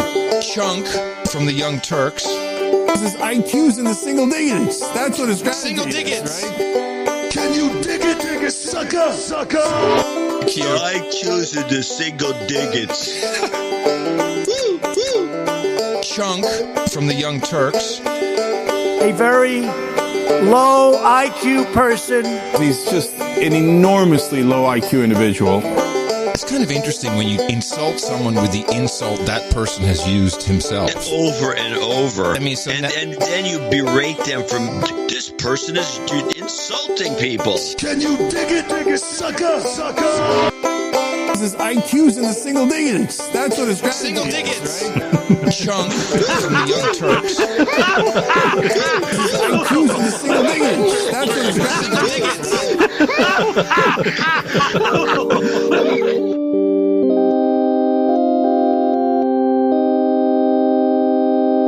I got ants. I got ants.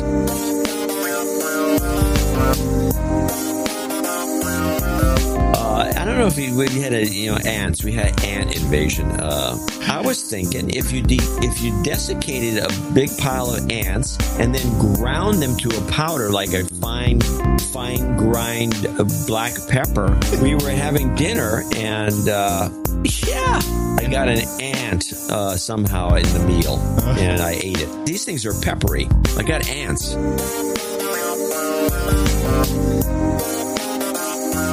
I got ants.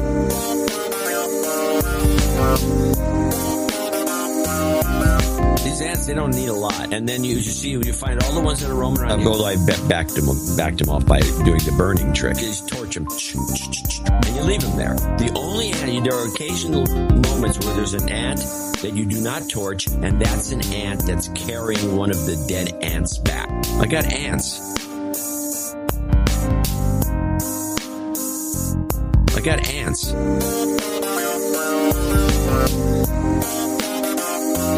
I got ants.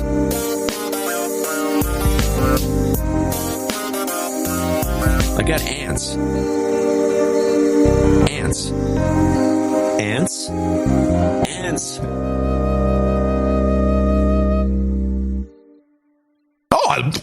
Oh, they're not that bad. The best podcast in the universe. Adios, mofo. Dvorak.org/NA. What do I care?